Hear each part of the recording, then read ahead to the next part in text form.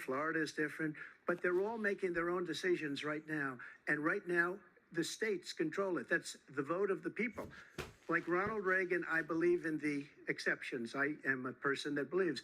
And frankly, I think it's important to believe in the exceptions. Some people, you have to follow your heart. Some people don't believe in that. But I believe in the exceptions for rape, incest, and the life of the mother. I think it's very important. Some people don't. Follow your heart. But you have to get elected also. And because that has to do with other things. You got to get elected. The problem they have is they're radical because they will take the life of a child in the 8th month, the 9th month, and even after birth. After birth, if you look at the former governor of Virginia, he was willing to do this. He said, we'll put the baby aside and we'll determine what we do with the baby, meaning we'll kill the baby. What happened is we brought it back to the states, and the country is now coming together on this issue. It's been a great thing. Thank you. President Biden? It's been a terrible thing, what you've done. The fact is that the vast majority of constitutional scholars supported Roe when it was decided. Supported Roe. And that's this idea that they're all against it is just ridiculous. And this is the guy who says the state should be able to have it. We're in a state where in 6 weeks, you don't even know whether you're pregnant or not, but you cannot see a doctor and have him decide on what your circumstances are, whether you need help. The idea that states are able to do this is a little like saying we're going to turn civil rights back to the states, let each state have a different rule. Look, there's so many young women who have been, including a young woman who just was murdered, and he went to the funeral. The idea that she was murdered by an immigrant coming in, they talk about that. But here's the deal. There's a lot of young women are being raped by their in-laws, by their spouses, brothers and sisters, it's just ridiculous. And they can do nothing about it. And they try to arrest them when they cross state lines. Thank you. There have been many young women murdered by the same people he allows to come across our border. We have a border that's the most dangerous place anywhere in the world, considered the most dangerous place anywhere in the world. And he opened it up, and these killers are coming into our country, and they are raping and killing women. And it's a terrible thing. As far as the abortion is concerned, it is now back with the states. The states are voting. In many cases, it's frankly a very liberal decision. In many cases, it's the opposite. But they're voting, and it's bringing it back to the vote of the people, which is what everybody wanted, including the founders, if they knew about this issue, which frankly they didn't. But they would have, everybody wanted brought back. Ronald Reagan wanted it brought back. He wasn't able to get it. Everybody wanted it brought back, and many presidents had tried to get it back. I was the one to do it. And again, this gives it the vote of the people, and that's where they wanted it. Every legal scholar wanted it that way. Your position on Roe v. Wade? I've spent probably more energy protecting medical freedom than any other leader in this country. And bodily autonomy. So I think that abortion should be the choice of a woman, and that I worry about state involvement until the baby reaches viability. And I think the states have an increasing viability outside the womb. And I think the states have an increasing interest in protecting that child. My policy on abortion is called more choice, fewer abortions. And that's because 52% of the abortions in this country, the woman says that economic considerations played the key role in her decision. Every abortion is a tragedy. Many women don't want to have abortions. Over half of them have them because they do not believe that they can care for that child for financial reasons. I don't think that should happen in this country.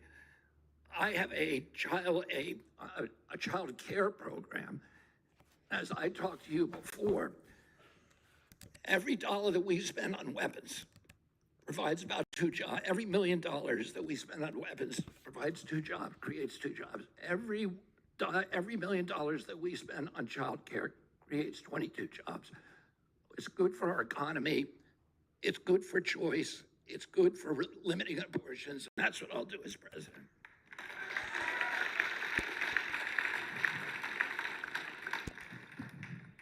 Abortion, President Biden, 7 states, I'll let you do that.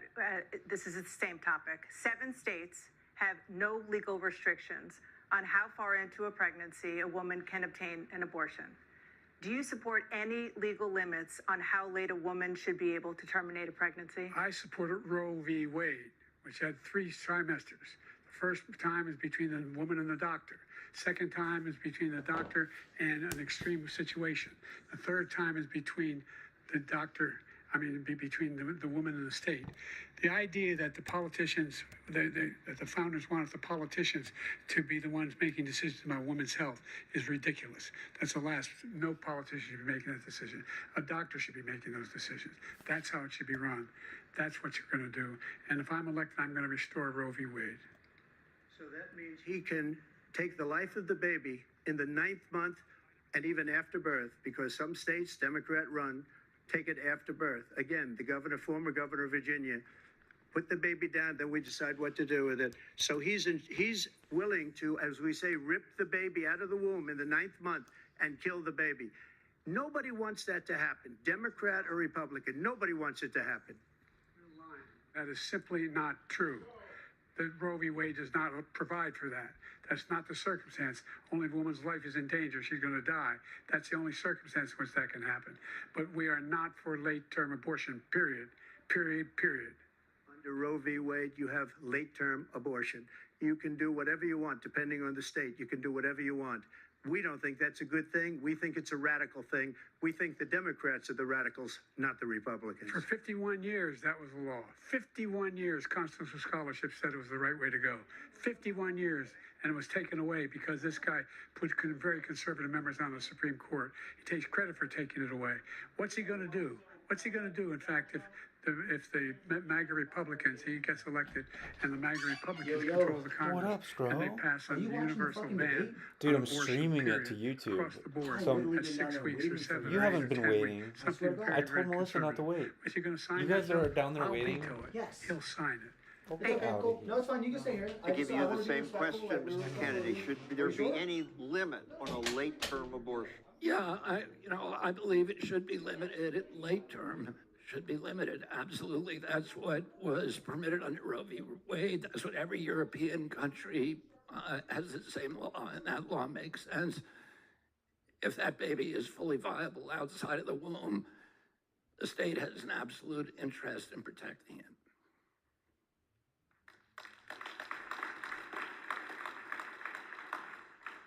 To the issue of immigration and border security, President Biden, a record number of migrants have illegally crossed the southern border on your watch. Overwhelming border states and overburdening cities such as New York and Chicago, and in some cases causing real safety and security concerns. Given that, why should voters trust you to solve this crisis? Because we worked very hard to get a bipartisan agreement that not only changed all of that, it made sure that we are in a situation where you had no circumstance where they could come across the border with the number of border police there are now. We significantly increased the number of asylum officers. By the way, the Border Patrol endorsed my position. In addition to that, we found ourselves in a situation where when he was president, he was separating babies from their mothers, putting them in cages, making sure the families were separated. That's not the right way to go. What I've done since I've changed the law, what's happened? I've changed it in a way that now you're in a situation where there are 40% fewer people coming across the border illegally. That's better than when he left office. And I'm going to continue to move until we get the total ban on the total initiative relative to what we can do with more Border Patrol and more asylum officers. President Trump? I really don't know what he said at the end of that sentence. I don't think he knows what he said either. Look, we had the safest border in the history of our country. The border, all he had to do was leave it. All he had to do was leave it. He decided to open up our border, open up our country to people that are from prisons, people that are from mental institutions, insane asylum, terrorists. We have the largest number of terrorists coming into our country right now, all terrorists, all over the world, not just in South America, all over the world. They come from the Middle East, everywhere. All over the world, they're pouring in. And this guy just left it open. And he didn't need legislation because I didn't have legislation. I said, close the border. We had the safest border in history. In that final couple of months of my presidency, we had, according to Border Patrol, who is great, and by the way, who endorsed me for president, but I won't say that, but they endorsed me for president. Brandon, just speak to him. But look, we had the safest border in history. Now we have the worst border in history. There's never been anything like it. And people are dying all over the place, including the people that are coming up in Thank you, caravans. President Trump. President Biden? The only terrorist who's done anything crossing the border is one who came along and killed three, under his administration, killed an Al-Qaeda person come in his administration, killed three American soldiers, That's the only terrorist that's there. I'm not saying that no terrorist ever got through, but the idea they're emptying their prisons, we're welcoming these people, that's simply not true. There's no data to support what he said. Once again, he's exaggerating, he's lying. Mr. Kennedy, what would you do about the border? Well, I would say that on this one, President Trump is more right than President Biden. I think almost everything that President Biden said, I know to be not to be true, including his claim that he was endorsed by the Border Patrol. And the border, there's been at least 7 million people who've come across the border, and they've come across principally, and this is without the gotaways, which are another 2 million. So those are the people who don't go through the gaps in the wall. President Biden, when he became president, ordered a stop on the construction of the wall. That's the problem. There are 27 gaps in the wall, and I stood in Yuma, Arizona between 2 a.m. and 4 a.m. in the morning, and I watched 300 people come across, and I interviewed half of them. The first 110 came from West Africa. They're young men of military age. The second 110 were from Asia, from Azerbaijan, from Nepal, from Tibet, from Bangladesh. Most of them were from China. None of them, only 2 people the entire night that I interviewed had asylum claims. Only 2 people, and they were both from the only people from Latin America, from Colombia and Peru. I think what President Trump is saying, I don't know how many terrorists have come across. I know the Border Patrol is extremely worried about that. And what's happening is not sustainable. President Biden ordered the deconstruction of fences, the censoring systems were taken down. I can't tell you why. The long distance cameras were taken down. The night lights were taken down. So there was some decision in the administration to open up the border, and then the 2 laws that were changed under President Biden, and this is the day that he came in, the catch and release law, and Time is up. Sorry. Back to the CNN debate. And you've said that you're going to carry out, quote, the largest domestic deportation operation in American history, unquote. Does that mean that you will deport every undocumented immigrant in America, including those who have jobs, including those whose spouses are citizens, and including those who have lived here for decades? And if so, how will you do it? Just 1 second. He said we killed 3 people. The people we killed are al-Baghdadi and Soleimani, the 2 greatest terrorists, biggest terrorists anywhere in the world. And it had a huge impact on everything, not just border, on everything. He's the one that killed people with a bad border, including hundreds of thousands of people dying, and also killing our citizens when they come in. We are living right now in a rat's nest. They're killing our people in New York, in California, in every state in the union, because we don't have borders anymore. Every state is now a border. And because of his ridiculous, insane, and very stupid policies, people are coming in and they're killing our citizens at a level that we've never seen. We call it migrant crime. I call it Biden migrant crime. They're killing our citizens at a level that we've never seen before. And you're reading it like these 3 incredible young girls over the last few days. One of them, I just spoke to the mother, and they just had the funeral for this girl, 12 years old. This is horrible what's taken place. What's taken place in our country, we're literally an uncivilized country now. He doesn't want it to be. He just doesn't know. He opened the borders. Nobody's ever seen anything like. And we have to get a lot of these people out, and we have to get them out fast, because they're going to destroy our country. Just take a look at where they're living. They're living in luxury hotels in New York City and other places. Our veterans are on the street. They're dying because he doesn't care about our veterans. He doesn't care. He doesn't like the military at all. And he doesn't care about our veterans. Nobody been worse. I had the highest approval rating for veterans taking care of the VA. He has the worst. He's gotten rid of all the things that I approved. Choice that I got through Congress, all of the different things I approved, they abandoned. We had by far the highest, and now it's down in less than half because he's done all these great things that we did. And I think he did it just because I approved it, which is crazy. But he has killed so many people at our border by Thank you, allowing President Trump. all of these people to come in. President And it's Biden. a very sad day in America. President Biden, you have the mic. Every single thing he said is a lie. Every single one. For example, veterans are a hell of a lot better off since I passed the PACT Act. 1 million of them now have insurance and their families have it. Their families have it because what happened, whether it was Agent Orange or burn pits, they're all being covered now. And his group opposed that. We're also in a situation where we have great respect for veterans. My son spent a year in Iraq, living next to one of those burn pits, came back with stage 4 glioblastoma.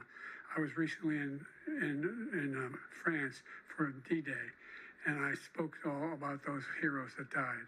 I went to the World War I cemetery he refused to go to. He was standing with his 4-star general, and he told me, he said, I don't want to go in there because they're a bunch of losers and suckers. My son was not a loser, was not a sucker. You're the sucker. You're the loser. President Trump. First of all, that was a made-up quote, suckers and losers. They made it up. It was in a third-rate magazine that's failing, like many of these magazines. He made that up. He put it in commercials. We've notified him. We had 19 people that said I didn't say it. And think of this.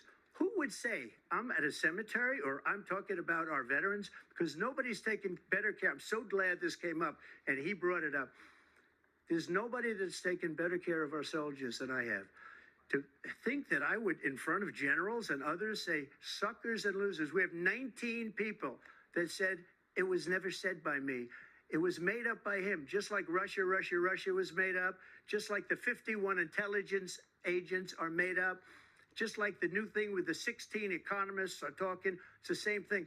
51 intelligence agents said that the laptop was Russia disinformation. It wasn't. That came from his son, Hunter.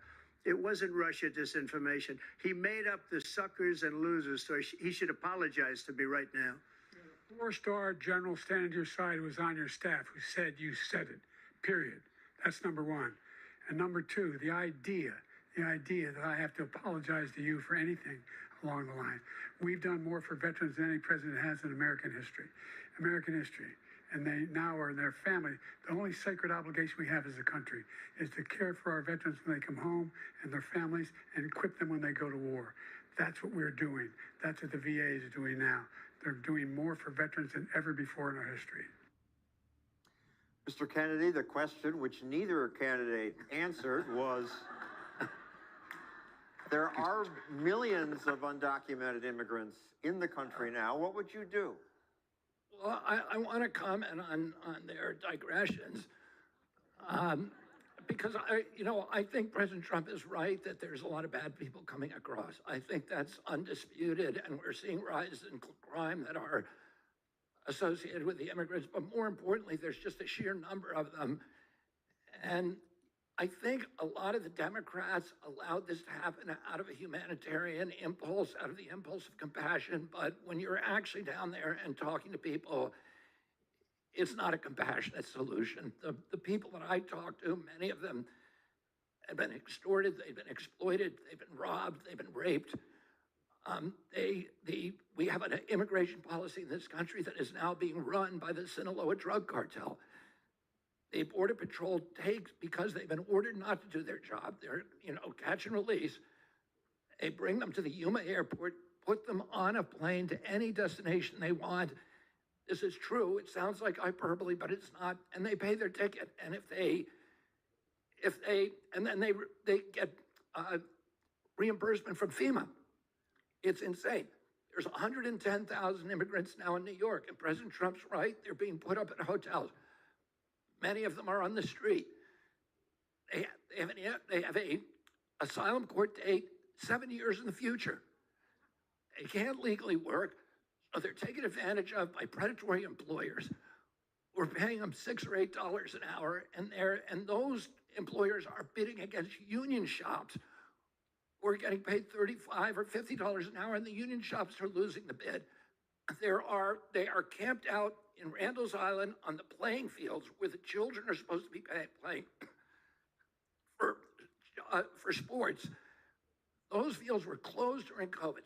So these kids, these wonderful New York City kids, or scholarship track minutes- could 2 not minutes are play up. their sport, Sorry. and their lives were, and now they're being, the same thing's happening. They can't play their sport because there's immigrants. Time is up here. Now, 3 candidates did not answer the question. Back to CNN. The topic of foreign policy. I want to begin with Russia's war against Ukraine, which is now in its 3rd year. Former President Trump, Russian President Vladimir Putin says he'll only end this war if Russia keeps the Ukrainian territory it has already claimed and Ukraine abandons its bid to join NATO. Are Putin's terms acceptable to you? First of all, our veterans and our soldiers can't stand this guy. They can't stand him. They think he's the worst commander-in-chief, if that's what you call him, that we've ever had. They can't stand him. So let's get that straight. And they like me more than just about any of them. And that's based on every single bit of information. As far as Russia and Ukraine, if we had a real president, the president that knew, that was respected by Putin, he would have never invaded Ukraine. A lot of people are dead right now, much more than people know. You know, they talk about numbers. You can double those numbers, maybe triple those numbers. He did nothing to stop it. In fact, I think he encouraged Russia from going in.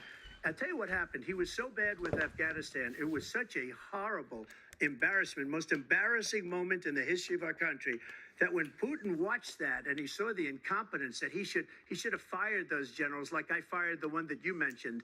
And so he's got no love lost, but he should have fired those generals. No general got fired for the most embarrassing moment in the history of our country, Afghanistan, where we left billions of dollars of equipment behind. We lost 13 beautiful soldiers, and 38 soldiers were obliterated. And by the way, we left people behind too. We left American citizens behind.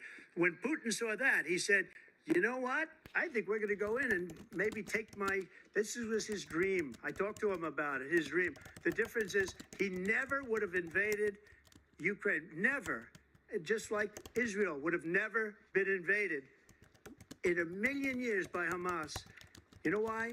Because Iran was broke with me. I wouldn't let anybody do business with them. They ran out of money. They were broke. They had no money for Hamas. They had no money for anything. No money for terror. That's why you had no terror at all during my administration. This place, the whole world is blowing up under him. President Biden? I've never heard so much malarkey in my whole life. Look, the fact of the matter is that we're in a situation where, let's take the last point first. Iran attacked American troops, caused brain damage for a number of these troops, and he did nothing about it. Recently, not when he was president, they attacked. He said they're just having headaches. That's all it is. He didn't do a thing when the attack took place, number one. Number two, we got over 100,000 Americans and others out of Afghanistan during that airlift. Number three, we found ourselves in a situation where, if you take a look at what Trump did in Ukraine, this guy told Trump, do whatever you want, do whatever you want. And that's exactly what Trump did to Putin, encourage him, do whatever you want. And he went in. Listen to what he said when he went in. He was going to take Kyiv in 5 days, remember? Because it's part of the old Soviet Union. That's what he wanted to reestablish, Kyiv. And he, in fact, didn't do it at all. He wasn't able to get it done. And they've lost thousands and thousands of troops, 500,000 troops. President Trump, I as never come back said to you that. For 1 minute, I just want to go back to my original question, which is, are Putin's terms acceptable to you? Keeping the territory in Ukraine? No, they're not acceptable. But look, this is a war that never should have started. If we had a leader in this war, he led everybody along. He's given $200 billion now or more to Ukraine. He's given $200 billion. That's a lot of money. I don't think there's ever been anything like it. Every time that Zelensky comes to this country, he walks away with $60 billion. He's the greatest salesman ever. And I'm not knocking him. I'm not knocking anything. I'm only saying the money that we're spending on this war, and we shouldn't be spending, it should have never happened. I will have that war settled between Putin and Zelensky as president-elect before I take office on January 20th. I'll have that war settled. People being killed so needlessly, so stupidly, and I will get it settled, and I'll get it settled fast before I take office. President Biden, you have a minute. The fact is that Putin is a war criminal. He's killed thousands and thousands of people. And he has made one thing clear. He wants to reestablish what was part of the Soviet Empire, not just a piece. He wants all of Ukraine. That's what he wants. And then you think he'll stop there? Do you think he'll stop when if he takes Ukraine? What do you think happens to Poland? What do you think of Belarus? What do you think happens to those NATO countries? And so if you want a war, you ought to find out what he's going to do, because if in fact he does what he says and walks away, and by the way, all that money we give Ukraine are from weapons we make here in the United States. We give them the weapons, not the money at this point. And our NATO allies have produced as much funding for Ukraine as we have. That's why we're strong. Mr. Kennedy, the original question, if anyone remembers it, it was a good one. You say you want to negotiate with Putin. What if Putin says, just let us keep the territory we have and don't have Ukraine join NATO? That is Putin's, right now, his opening bargaining position. Putin has been asking to settle this war from the beginning. In fact, he agreed to 2 separate treaties, the Minsk Accords, in 2019, which Zelensky ran in 2019 and ran promising to sign the Minsk Accords. And really the only thing Putin wanted was to keep NATO out of the Ukraine. He then, in 2022, right after he first invaded with only 40,000 troops, when President Biden said there is absolute baloney, President Putin did not go into Ukraine intending to conquer Europe. He only sent 40,000 troops. It's a nation of 44 million people. He didn't even want to take Ukraine. He wanted us back at the negotiating table. Zelensky asked the United States to help him negotiate a treaty with Putin. And Biden administration said no. Zelensky then went and asked Israel, and Naftali Bennett, the former prime minister, said yes, and Erdogan in Turkey said yes, and they negotiated a beautiful treaty in Istanbul in April of 2022. They signed the treaty. The one thing that Putin wanted was that we didn't put NATO in Ukraine. He didn't want to conquer Europe.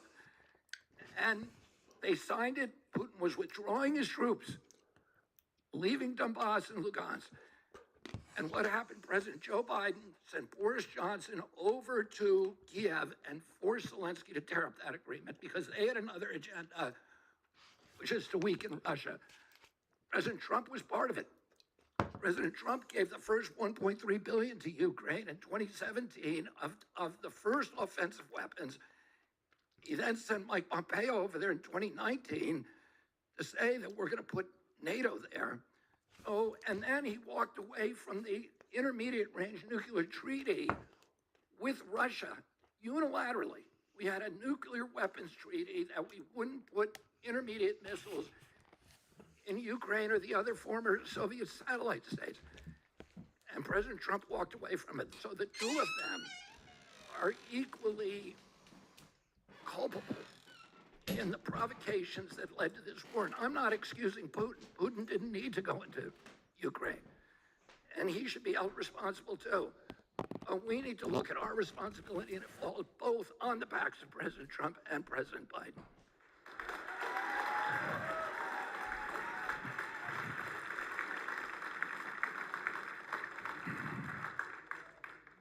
Moving on to the Middle East. In October, Hamas attacked Israel, killing more than 1,000 people and taking hundreds of hostages. Among those held and thought to still be alive are 5 Americans. Israel's response has killed thousands of Palestinians and created a humanitarian crisis in Gaza. President Biden, you've put forward a proposal to resolve this conflict, but so far Hamas has not released the remaining hostages, and Israel is continuing its military offensive in Gaza. So what additional leverage will you use to get Hamas and Israel to end the war? You have 2 minutes. Number one, everyone from the United Nations Security Council straight through to the G7 to the Israelis and Netanyahu himself have endorsed the plan I put forward. Which has 3 stages to it.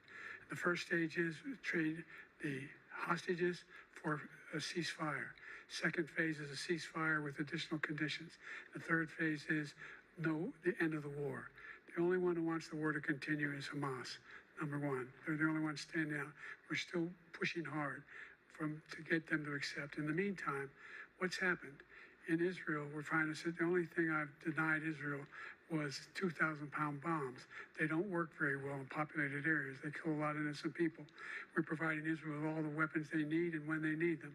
And by the way, I'm the guy that organized the world against Iran when they had a full-blown intercontinental ballistic missile attack on Israel. No one was hurt. No one Israeli was accidentally killed, and it just stopped. We saved Israel. We are the biggest producer of support for Israel of anyone in the world. And so there are two different things. Hamas cannot be allowed to be continued. We continue to send our experts and our intelligence people as to how they can get Hamas like we did bin Laden. You don't have to do it. And by the way, they've been greatly weakened, Hamas, greatly weakened, and they should be. They should be eliminated. But you've got to be careful for using certain weapons among population centers.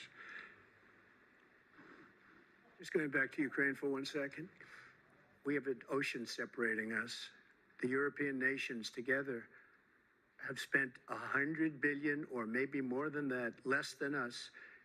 Why doesn't he call them and say, you got to put up your money like I did with NATO? I got them to put up hundreds of billions of dollars. The Secretary General of NATO said Trump did the most incredible job I've ever seen.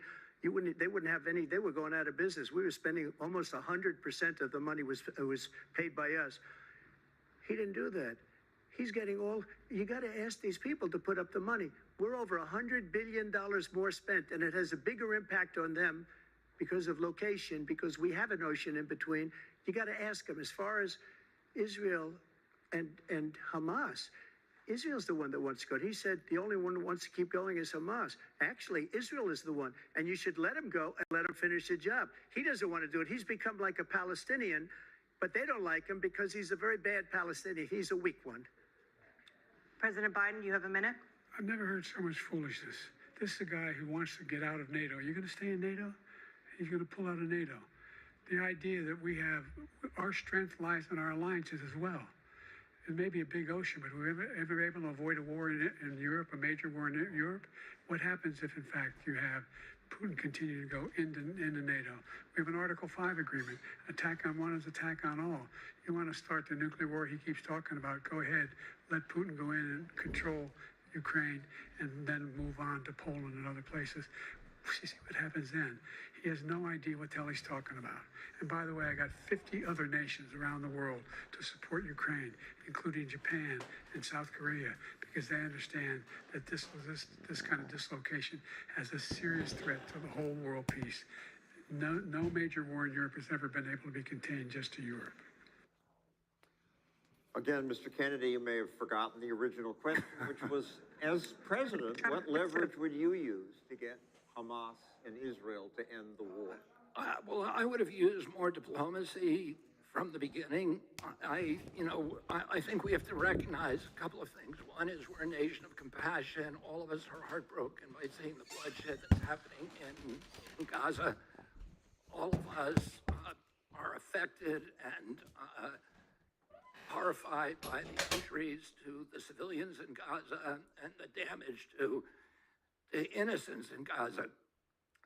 We also have to understand that Israel is in an existential battle now, and that Hamas, which is a genocidal organization, which is pledged to Israel's annihilation, it's pledged to the extermination of Jews, and it does not want a two-state solution. It wants a one-state solution, which is Israel gone. And it actually has in its charter a provision that says that it is against Islamic law to even negotiate with Israel.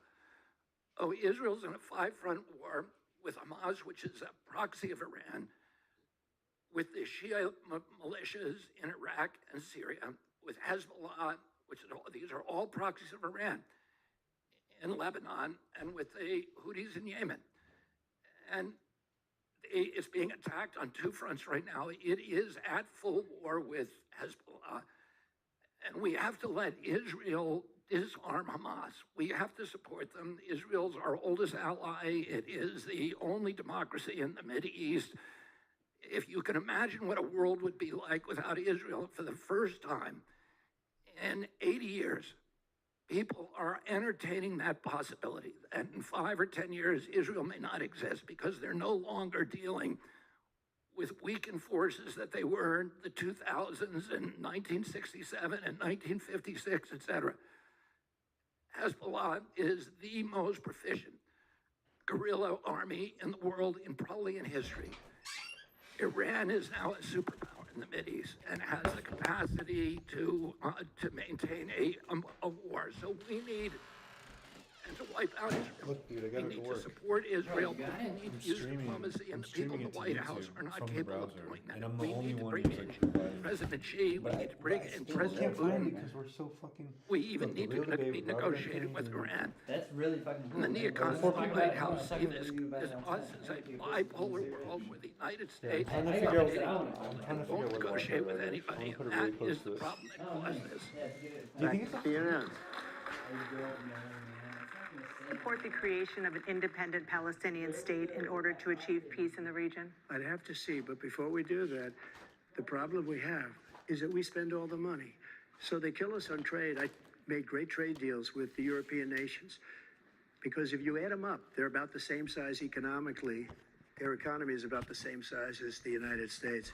And they were no cars, they don't want anything that we have, but we're supposed to take their cars, their food, their everything, their agriculture.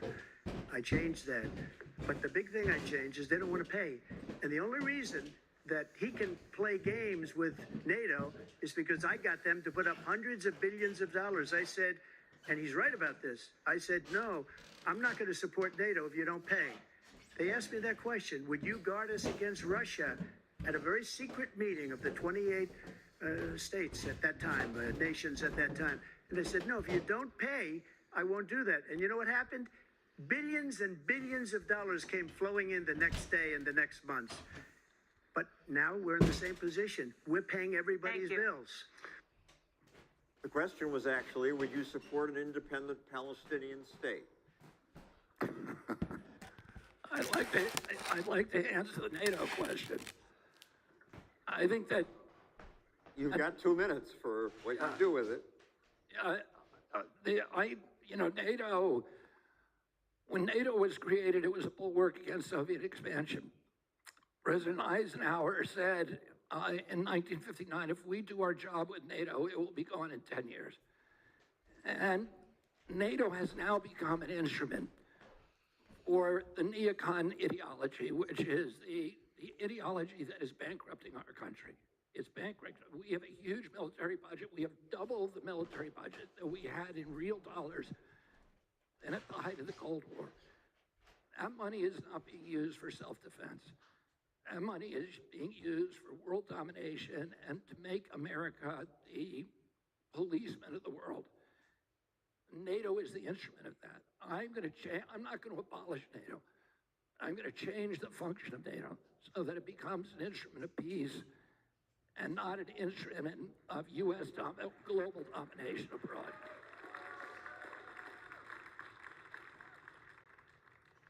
Would you support an independent Palestinian state? I think that has to be decided between Israel and Palestine. Back to CNN. Democracy. Former President Trump, I want to ask you about January 6, 2021. After you rallied your supporters that day, some of them stormed the Capitol to stop the constitutionally mandated counting of electoral votes. As president, you swore an oath to, quote, preserve, protect, and defend, unquote, the Constitution.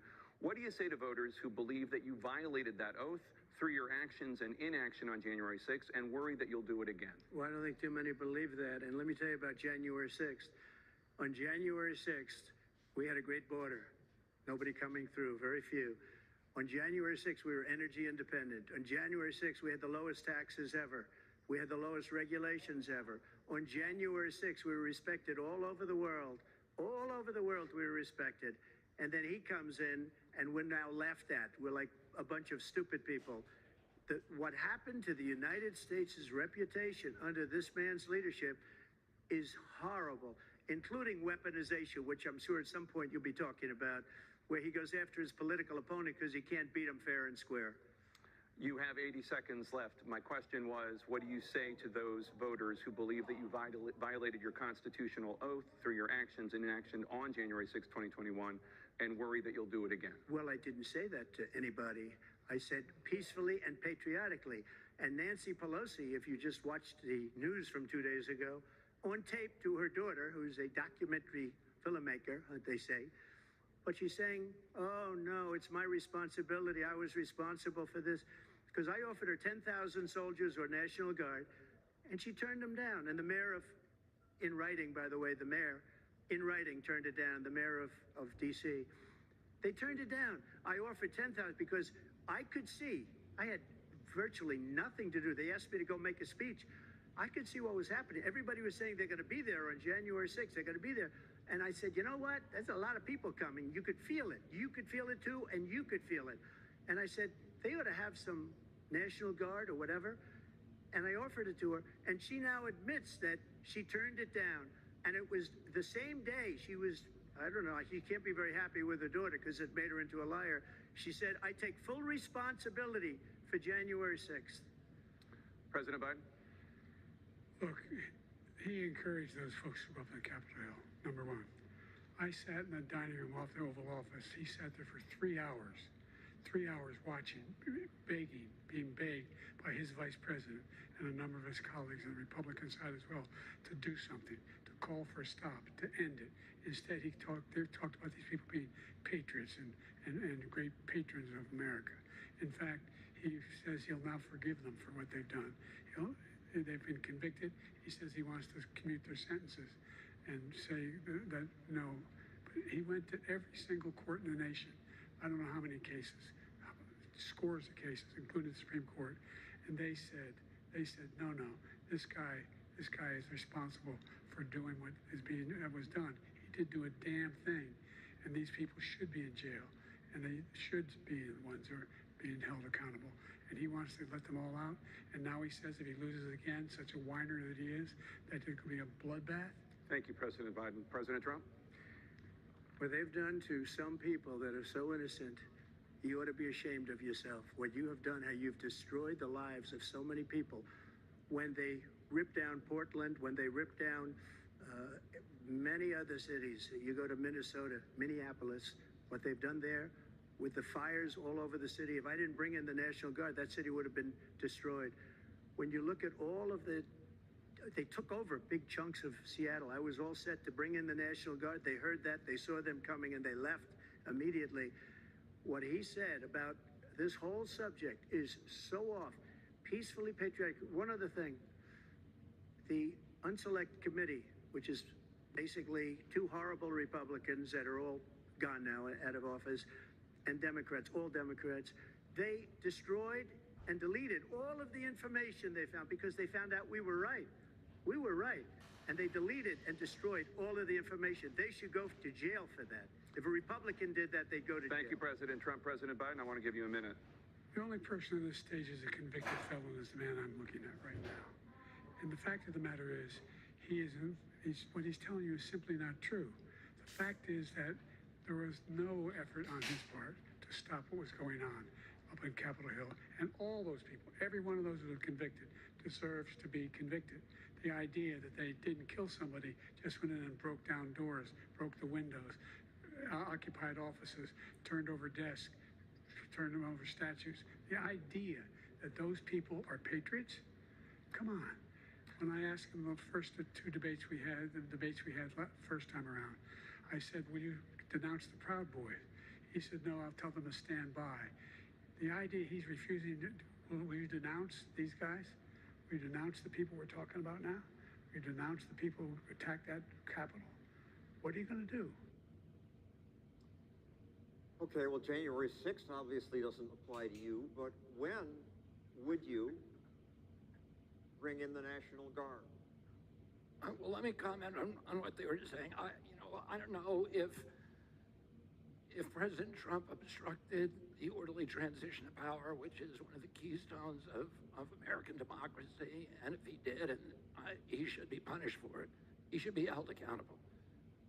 But to me, there's a larger issue, which is that both these presidents swore to uphold the Constitution. They're both wearing American flag pins on their vests, on their lapels. That's easy to do. That's an accessory. That's an accoutrement. It is it's a badge of patriotism. A real patriotism means protecting the United States Constitution. And when and both of them subverted the right to free speech, the most important right. President Biden, 37 hours after he took the oath of office, was ordering social media sites to censor his political opponents. I'm not just talking about me, and I'm not just talking about COVID, but on all kinds of issues like Ukraine, et cetera. This has never happened in American history. He opened a portal. The FBI, the CIA, CISA, NIH, DHS, the IRS, and other agencies to go in and tamper with social media sites to take out things that were not politically palatable. They violated freedom of worship, the two of them, by shutting down every church in this country with no scientific citation. They violated freedom of assembly with mass regulations that, again, the top scientists in this country, Anthony Fauci, admitted to Congress 2 weeks ago that they were not scientifically based. They shut down the Seventh Amendment right to jury trials by saying you couldn't sue somebody who was involved in COVID countermeasures, no matter how negligent that corporation were, the biggest corporations in the world. No matter how reckless their behavior, no matter how grievous your injury, you could not sue them. They shut down 3.3 million businesses with no due process and no just compensation in violation of the Fifth Amendment. They shut down the Fourth Amendment's prohibitions against warrantless searches and seizures with this track and trace surveillance. That was the all-out assault on the Constitution that we've never seen the likes of that at any time in American history. And I don't believe they have the right to wear those American flag pins. That is... Back to CNN. After a jury convicted you of 34 felonies last month, you said if reelected, you would, quote, have every right to go after, unquote, your political opponents. You just talked about members of the Select Committee on January 6th going to jail. Your main political opponent is standing on stage with you tonight. Can you clarify exactly what it means about you feeling you have every right to go after your political opponents? Well, I said my retribution is going to be success. We're going to make this country successful again, because right now it's a failing nation. My retribution is going to be success. But when he talks about a convicted felon, his son is a convicted felon at a very high level. His son is convicted, going to be convicted probably numerous other times. Should have been convicted before, but his Justice Department let the statute of limitations lapse on the most important things. But he could be a convicted felon as soon as he gets out of office. Joe could be a convicted felon with all of the things that he's done. He's done horrible things. All of the death caused at the border, telling the Ukrainian people that we're going to want $1 billion or you change the prosecutor. Otherwise, you're not getting $1 billion. If I ever said that, that's quid pro quo.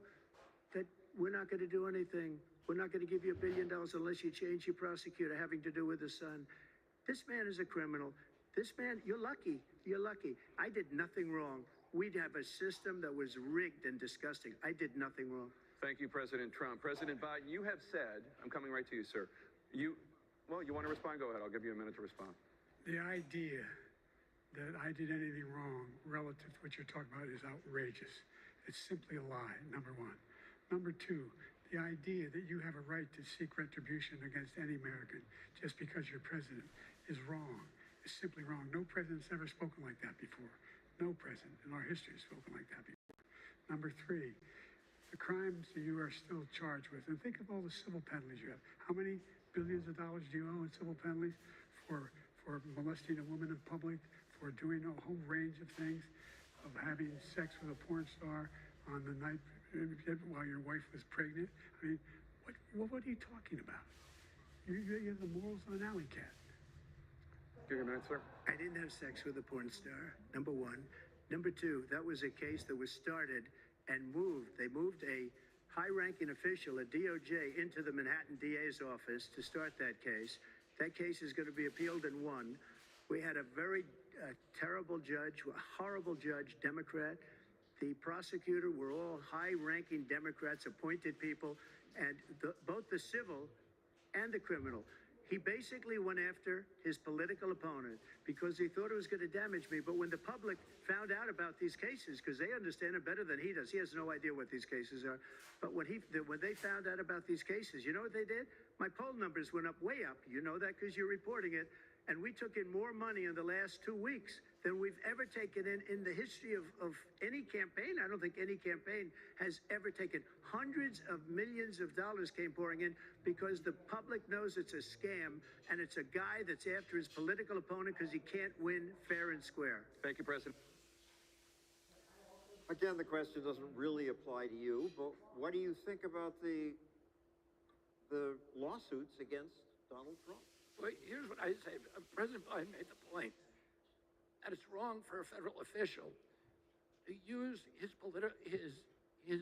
federal governmental powers. It's an abuse of power to use that to punish or disadvantage his political opponents. But President Biden is doing that every day. They've denied me Secret Service. President Biden, I'm the first candidate since my father was killed. My father was killed. Secret Service became available to political candidates prior to the convention. 33 political candidates have been given that prior to the 100-day cutoff, 120-day cutoff, and most of them with polling number a tiny fraction of what I have. President Biden, I am the first candidate since 1968 to request Secret Service protection in which it's been denied. And that is a way of using weaponizing the federal agencies to punish a political opponent. I think President Trump was right. I'm not a fan of President Trump. I'm running against him. I think he was a bad president. But he's right that it's shocking that 51 CIA agents signed this document saying that the Hunter Biden laptop was a Russian hoax. And they were accusing the Russians of tampering with our election. It was actually the CIA tampering with the election. I want to say this too. President Biden is now deployed, he's got $3 billion from big corporations in this country. He's using that corporate money to sue me in virtually every state to keep me off the ballot. That's not democratic. We all, President Biden, a couple of days ago, let me just finish this. President Biden was criticizing and ridiculing Vladimir Putin for getting 88% of the vote in Russia. But Kennedy, I'm going to hold you to the time Let me limit. just finish this point. The way that Putin got 88% of the vote was by censoring his opponents on state-owned television, all the national TV networks, and by making sure they didn't get on the ballot. We should not be doing that here in this country. We should be an example of something better.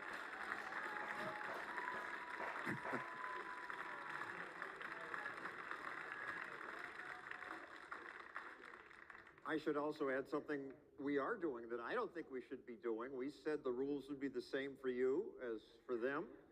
I've been asking my ear to give you more time, but I don't think that's right, so I'm going to stop doing that. Back to CNN.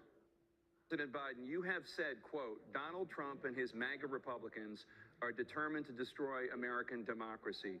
Do you believe that the tens of millions of Americans who are likely to vote for President Trump will be voting against American democracy? The more they know about what he's done, yes. The more they know about what he's done. And there's a lot more coming. He's got a lot of cases down the road coming around. He's got a whole range of issues he has to face. I don't know what the juries will do, but I do know he has a real problem. And so the fact that, could you ever think you heard any president say that I'm going to seek retribution? Did you ever hear any president say that I thought Hitler had some good ideas? What got me involved to run in the first place after my son had died, I decided in Iraq, because of Iraq, I said I wasn't going to run again until I saw what happened in Charlottesville, Virginia. People coming out of the woods carrying swastikas on torches, and singing the same anti-Semitic bile they sang when back in Germany. And the young woman got killed. I spoke to the mother, and they asked him. They said, "What do you think of those people? The people the ones that got killed, the one that tried to stop it, and the ones," he said, "I think they're fine people on both sides." What American president would ever say Nazis coming out of fields carrying torches, singing the same anti-Semitic bile, carrying swastikas. We're fine people. And this is a guy who says Hitler's done some good things. I'd like to know what they are. The good things Hitler's done, that's what he said. This guy has no sense of American democracy. President Trump. Jake, both of you know that story has been totally wiped out because when you see the sentence, it said 100% exoneration on this. So he just keeps it going. He says he ran because of Charlottesville. He didn't run because of Charlottesville. He ran because it was his last chance. He's not equipped to be president. You know it, and I know it. It's ridiculous. We have a debate. We're trying to justify his presidency. His presidency, he's without question the worst president, the worst presidency in the history of our country. We shouldn't be having a debate about it. There's nothing to debate. He made up the Charlottesville story, and you'll see it's debunked all over the place. Every anchor every reasonable anchor has debunked it. And just the other day, it came out where it was fully debunked. It's a nonsense story. He knows that, and he didn't run because of Charlottesville. He used that as an excuse to run. President Biden. And debunked. It happened. All you have to do is listen to what was said at the time. And the idea that somehow that's the only reason I ran. I ran because I was worried a guy like this guy could get elected. If he thought they were good people coming out of that forest, carrying those woods, carrying those torches, then he didn't deserve to be president. Didn't deserve to be president at all. And the idea that he's talking about all this being fabricated, we saw with our own eyes. We saw what happened on January 6th. We saw the people breaking through the windows. We saw people occupying his own vice president. Look, there's a reason why 40 of his 44 top cabinet officers refused to endorse him this time. His vice president hasn't endorsed him this time. So why? Why? They know him well. They serve with him. Why are they not endorsing him? Again, there's no parallel question for you in there, but let me ask, of these two gentlemen, who would be worse as president? I mean, I think you put your nail on that. You put the hammer on that nail perfectly. 70% of the American public say they don't want this contest because neither of them are running on the things that are absolutely critical to Americans right now. The only thing they have, the only argument they have is be scared of that other guy. He's a felon. He's a bad guy. He's going to destroy the republic.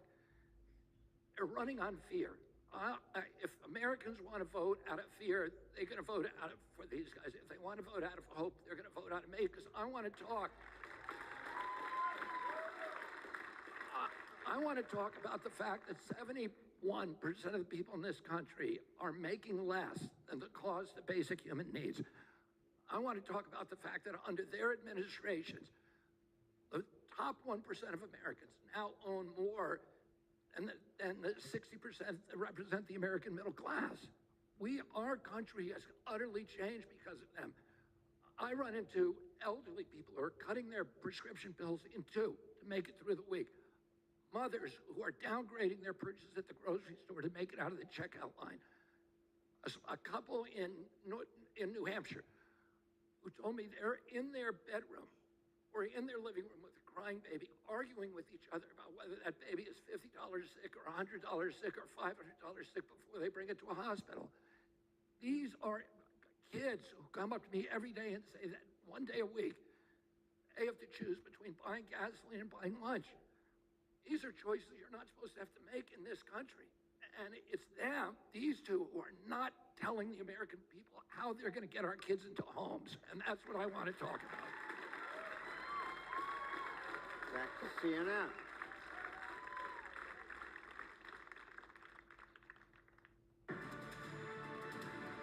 Welcome back to the CNN presidential debate live from Georgia. Let's talk about persistent challenges you both faced in your first terms and you'd certainly face again in a second term. President Biden, while Black unemployment dropped to a record low under your presidency, Black families still earn far less than white families. Black mothers are still 3 times more likely to die from pregnancy-related causes, and Black Americans are imprisoned at 5 times the rate of white Americans. What do you say to Black voters who are disappointed that you haven't made more progress? They acknowledge they made a lot of progress, number one. The fact of the matter is there's more small Black businesses that have been started than any time in history. Number two, the wages of black unemployment is the lowest level it's been in a long, long time.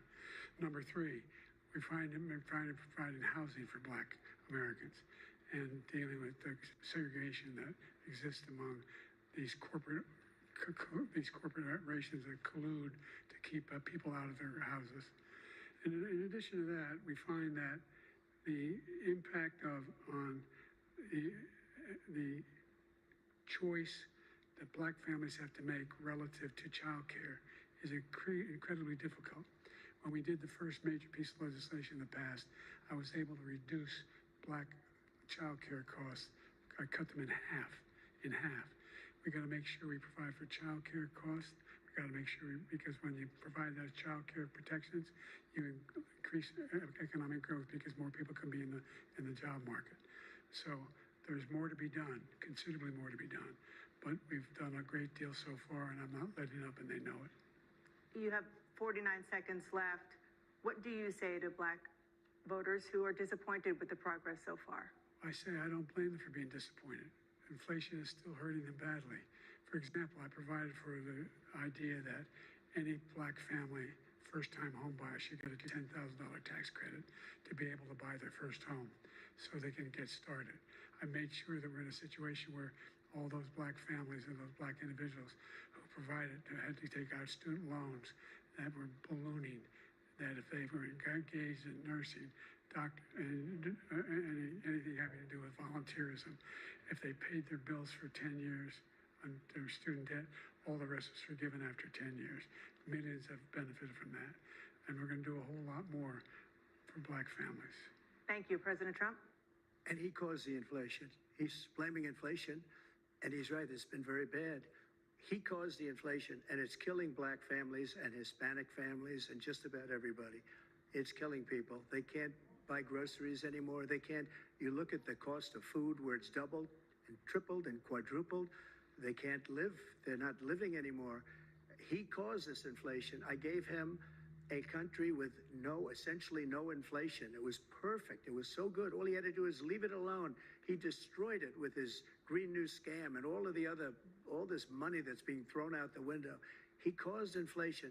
As sure as you're sitting there, the fact is that his big kill on the black people is the millions of people that he's allowed to come in through the border. They're taking black jobs now, and it could be 18, it could be 19, and even 20 million people. They're taking black jobs, and they're taking Hispanic jobs, and you haven't seen it yet, but you're going to see something that's going to be the worst in our history. Thank you. President Biden? There was no inflation when I became president. You know why? The economy was flat on its back. 50% unemployment. He decimated the economy, absolutely decimated the economy. That's why there was no inflation at the time. There were no jobs. We provided thousands of millions of jobs for individuals who were in all communities, including minority communities. We made sure that they have health insurance. We have covered, the ACA has increased. I made sure that there are $8,000 per person in a family to get written off for health care. But this guy wants to eliminate that. They tried 50 times. He wants to get rid of the ACA again, and they're going to try again if they win. You find ourselves in a position where the idea that we're not doing any, we put more police on the street than any administration has. He wants to cut the cops. We're providing for equity and making sure people have a shot to make it.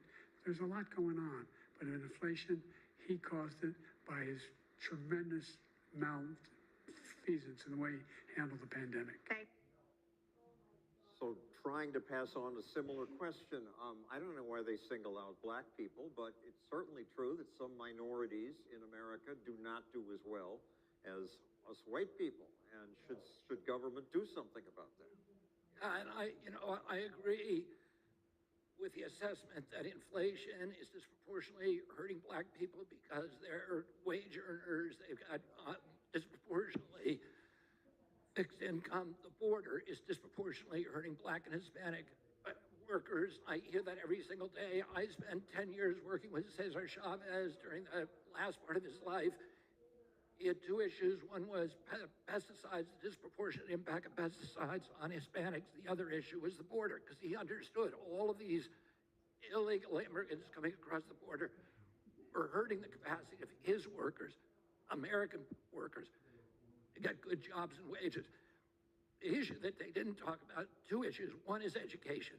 We spend $50 billion a year on the Department of Education, and black kids in this country, it's a crime what is happening to their schools. When I was a kid, we had the best educated kids by every measure of any country in the world. We're now 22. We're throwing billions of dollars, and in inner city schools, most of these kids cannot read or do math at grade level. It is a crime. We need to give them choice. We need to give them charter schools. Neither of them have done anything about it. The last issue, which both of them have aggravated, is the mass incarceration crisis. 1 out of every 4 black men has had some contact with the correctional service.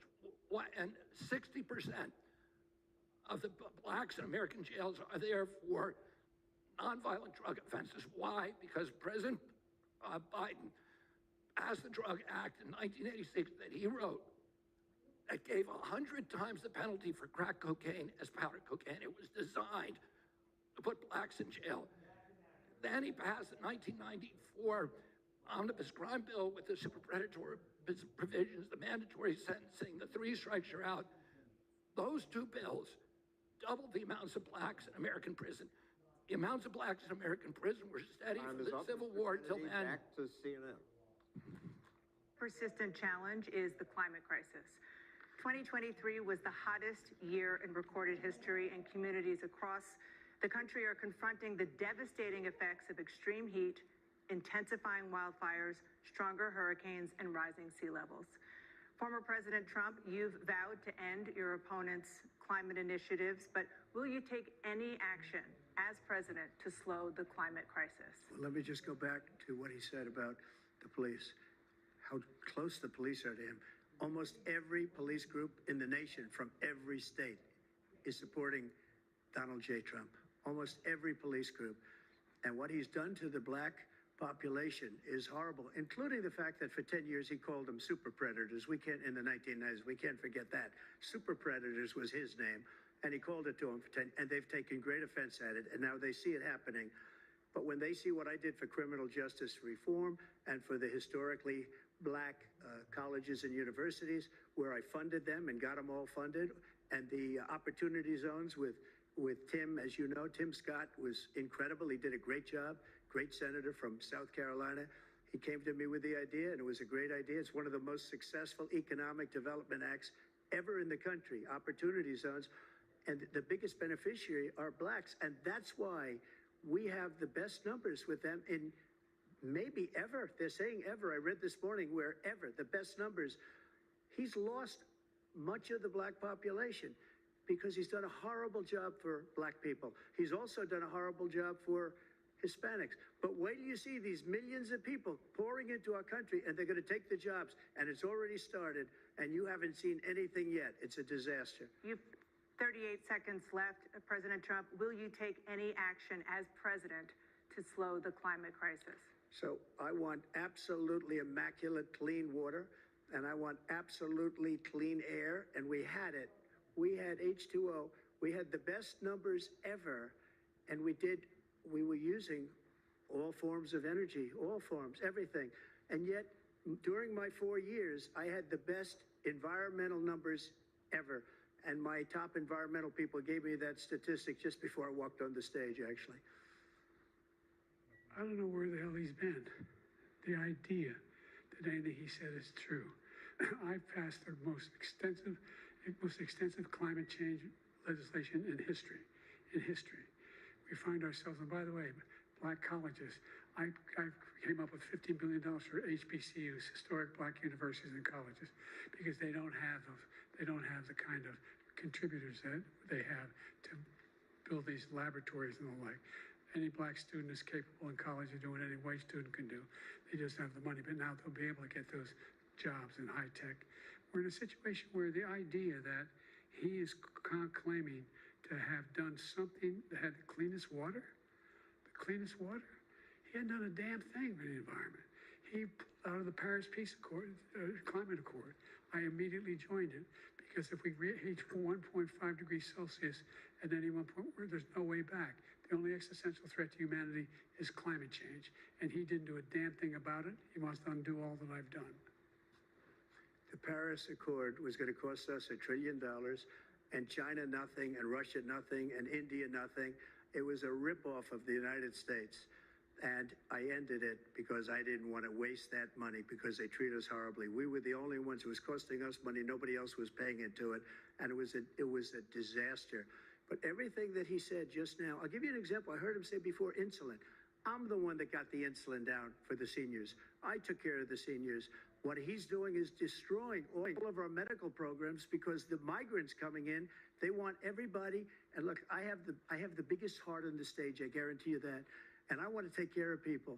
But we're destroying our country. They're taking over our schools, our hospitals, and they're going to be taking over Social Security. He is destroying Social Security, Medicare, and Medicaid. The idea is that we, in fact, we were the only ones of consequence who were not members of the Paris Accord. How can we do anything if we're not able to? The United States can't get us under control. One of the largest polluters in the world, number one. We're making significant progress. By 2035, we will have cut pollution in half. We have made significant progress, and we're continuing to make progress. We set up a climate corps where thousands of young people will learn how to deal with climate, just like the Peace Corps. And we're moving in directions that are going to significantly change the elements that cause of pollution. But the idea that he claims that he has the biggest heart up here and he's really concerned about pollution and about climate, I've not seen any indication of that. And by the way, with regard to prescription drugs, one company agreed that they would reduce the price to $35, which I was calling for, one, voluntarily. I made sure every company in the world, every pharmaceutical company, cannot have to pay. Thank you. And by the way, Oh, this is frustrating. This is your specialty, but I object to CNN's biased question. Would you take any action to slow the climate crisis? That assumes climate change is a crisis. So do you think it is? And what would you do? I think that climate change, first of all, I want to say this. There's been nobody who's ever run for president of the United States and gotten anywhere. Well, let's say, I'll even say it more definitively, who has a strong environmental record and a larger commitment to the environment than I do. It's what I've been doing for 40 years. I believe climate change is existential, but I don't insist other people believe that. And I think I focus, and I've always focused on market-based solutions, which I think are the most efficient, eliminating subsidies for the energy industry, particularly carbon. We give carbon $5.2 trillion in subsidies a year, and creating a national grid system that is robust enough to do long-haul transportation of electrons. And we turn every American into an energy entrepreneur, every home into a power plant with the cheapest, most efficient forms of energy. The market, we need to start by protecting habitat, our air, water, wetlands, soils. That's the most important thing you can do for climate. It's almost altogether ignored. President Biden's program, which is the Inflation Reduction Act, does a few good things, but the bulk of it is large subsidies to the oil industry and to BlackRock and other really sinister corporations, or carbon capture, which is a boondoggle. Carbon capture is a boondoggle. We should not be funding it. We should not be encouraging it. We shouldn't be encouraging any kind of geoengineering of that kind. We should be focusing on restoring our soils, doing regenerative agriculture, protecting our air, our water, our wildlife, stopping the carbon discharge from coal-burning power plants, which are causing $500 billion in respiratory injuries annually, poisoning every freshwater fish in our country with mercury. Sorry, your time is up. Back to CNN.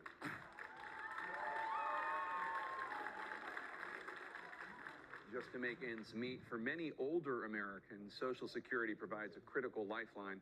President Biden, if nothing is done to Social Security, seniors will see their benefits cut in just over 10 years. will you name tonight one specific step that you're willing to take to keep Social Security solvent? Yes, make the very wealthy begin to pay their fair share. Right now, everybody making under $170,000 pays 6% of their income, of their paycheck, every single time they get a paycheck from the time the first one they get when they're 18 years old.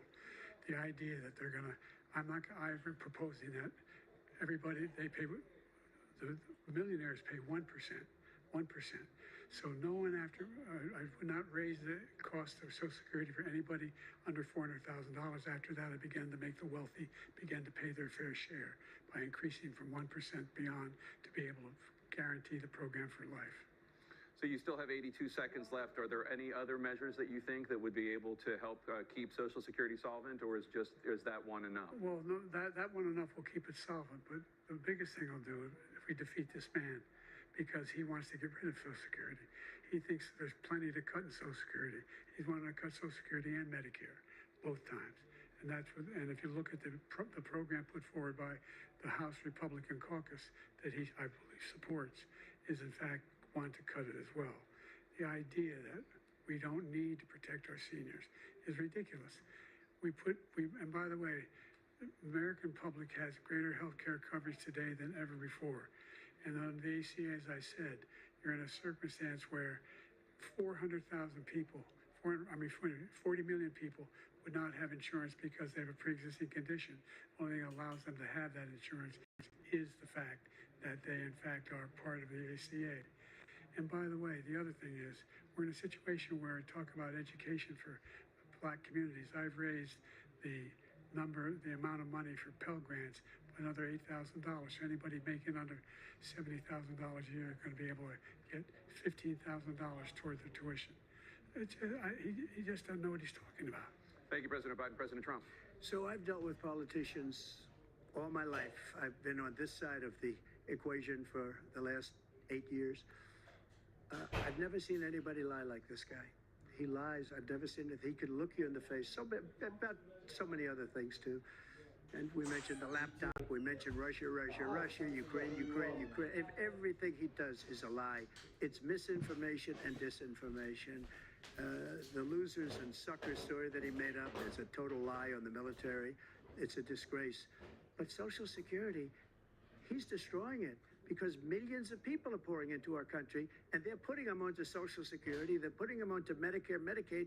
They're putting them in our hospitals. They're taking the place of our citizens. What they're doing to the VA, to our veterans, is unbelievable. Our veterans are living in the street, and these people are living in luxury hotels. He doesn't know what he's doing, and it's really coming back. I've never seen such anger in our country before. President Biden.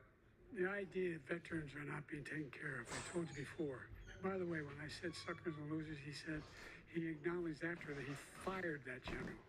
That general got fired because he's the one that acknowledged that that's what he said. He was the one standing with Trump when he said it, number one. Number two, the idea that we're going to be in a situation where all these millions and millions, the way he talks about it, illegal aliens are coming into the country and taking away our jobs.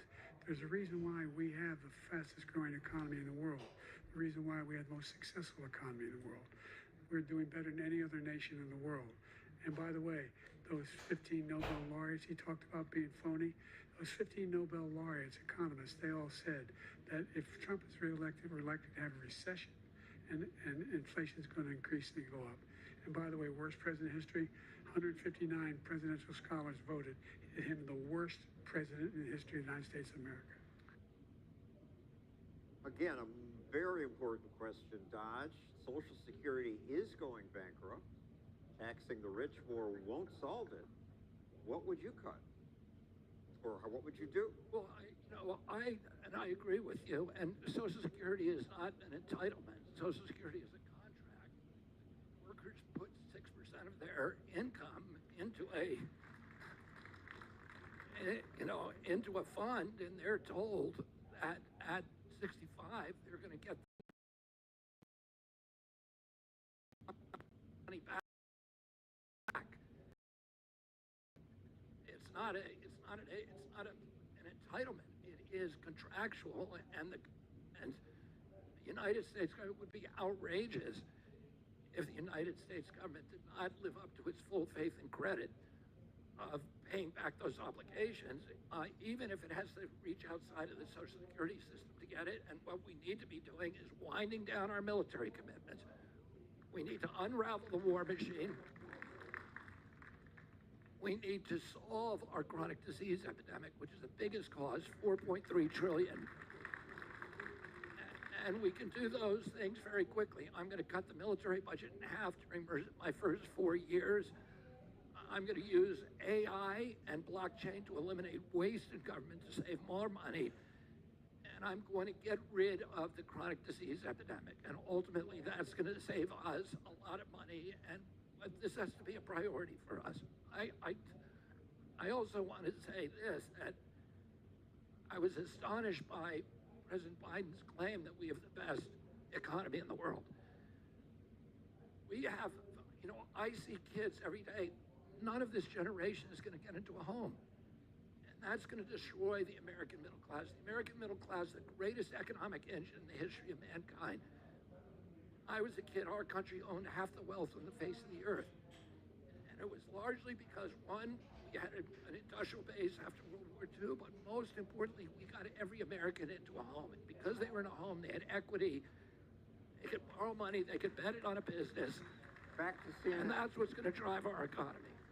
The American families struggle to afford. President Trump, both you and President Biden have tried to address this issue, but the average cost of child care in this country has risen to more than $11,000 a year per child. For many families, the cost of child care for 2 children is more than their rent. In your second term, what would you do to make child care more affordable? Just to go back, the general got fired because he was no good. And if he said that, that's why he made it up. But we have 19 people that said I didn't say it, and they're very highly respected, much more so than him. The other thing is, he doesn't fire people. He never fired people. I've never seen him fire anybody. I did fire a lot. I fired Comey because he was no good. I fired a lot of the top people at the FBI, drained the swamp. They were no good. It's easier to fire people. You'd pay a price for it, but they were no good. I inherited these people. I didn't put them there. I didn't put Comey there. He was no good. I fired him. This guy hasn't fired anybody. He never fires.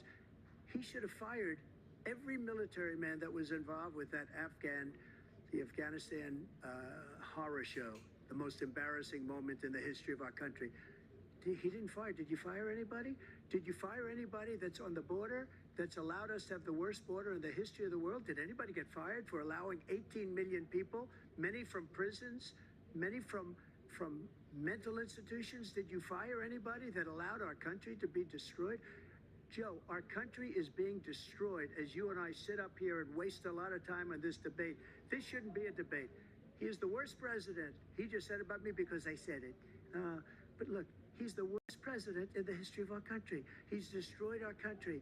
Now all of a sudden he's trying to get a little tough on the border. He came out with a nothing deal, and it reduced it a little bit, like this much. It's insignificant. He wants open borders. He wants our country to either be destroyed or he wants to pick up those people as voters. And I don't think, we just can't let it happen. If he wins this election, our country doesn't have a chance, not even a chance, of coming out of this rut. We probably won't have a country left anymore. That's how bad it is. He is the worst in history by far. Thank you, President Trump. President Biden? We're the most admired country in the world. We're the United States of America. There's nothing beyond our capacity. We have the finest military in the history of the world, the finest in the history of the world. No one thinks we're weak. No one wants to screw around with us. Nobody, number one. Number two, the idea that we're talking about worst presidents. I wasn't joking. Look it up, go online. 159 or 58, don't hold me the exact number, presidential historians, they've had meetings and they voted who's the worst president in American history. One through best to worst. They said he was the worst in all of American history. That's a fact. That's not conjecture.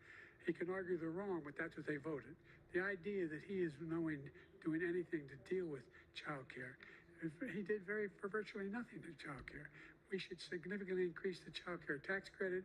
We should significantly increase the availability of women and men or single parents to be able to go back to work. And we should encourage businesses to hold to have. Thank you, President childcare Biden. facilities. President Trump, the question was about what would you do to make childcare more affordable, if you want to take your minute. Just so you understand, we have polling, we have other things that they rate him the worst because what he's done is so bad. And they rate me, I'll show you, I will show you. And they rate me one of the best, okay? And if I'm given another 4 years, I will be the best. I think I'll be the best. Nobody's ever created an economy like us. Nobody ever cut taxes like us. He's the only one I know. He wants to raise your taxes by 4 times. He wants to raise everybody's taxes by 4 times. He wants the Trump tax cuts to expire. So everybody, including the two of you, are going to pay 4 to 5 times. Nobody ever heard of this before. All my life, I'd grow up and I'd see politicians talking about cutting taxes. When we cut taxes, as I said, we did more business. Apple and all these companies, they were bringing money back into our country. The worst president in history by far, and everybody knows it. President Biden? Look, the fact of the matter is that he's dead wrong about, he's increased the tariff, he will increase the taxes on middle-class people. I said I'd never raise the tax on anybody making less than $400,000. I didn't. But this tariff is 10% tariffs. Everything coming into the country, you know what the economists say? That's going to cost the average American $2,500 a year more because they're going to have to pay the difference in food and all the things that we're importing. Number two, he's in a situation where he talks about how he has not raised, he's somehow helped the middle class. Middle class have been devastated by you. Now you want a new tax cut of $5 trillion over the next 10 years, which is going to fundamentally bankrupt the country. You had the largest deficit of any president in American history, number one. Number two, you have not, in fact, made any contact, any progress with China. We are the lowest trade deficit with China since 2010. Thank you, President Biden. Back to their original question, CNN has somehow found a child care crisis in America. Somehow Americans raised children for years. Now there's a crisis because it costs too much. Is that something government did or can fix? Well, the reason there's a crisis is because the economy with the middle class is gone. So in order to pay for a home, you need 2 jobs or 3 jobs. So oftentimes I'm running into people who have 4 jobs between the couples. The couple used to be when you and I were growing up, mom stayed at home or a parent stayed at home and took care of the kids. That doesn't happen anymore now. Both parents, in order to hold on to that home, need to be working. So we do have a child care crisis in this country.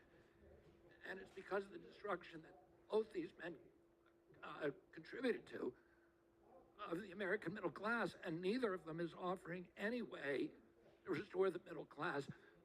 Child care for Black Americans, John, is 37% of income, a single child. Oh, and nobody can afford that. And what I'm going to do, I'm going to wind down, I'm going to balance our budget, which is what President Trump promised to do, but I'm actually going to do it because why?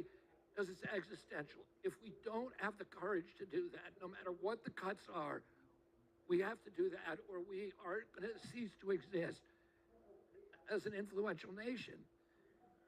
But we cannot cut our way out of this debt. We have to build new industry. We have to build GDP. And one of the most efficient ways of building GDP is through child care, through guaranteed child care. There's a 22 times return on investment. As I said, every $1 million we spend on military weapons creates 2 jobs. Every $1 million we spend on child care creates 22 jobs. And we need to grow our way out of this budget death spiral. And one of the ways we're going to do that is by providing child care, by taking away $500 billion from the military. Back to the CNN debate.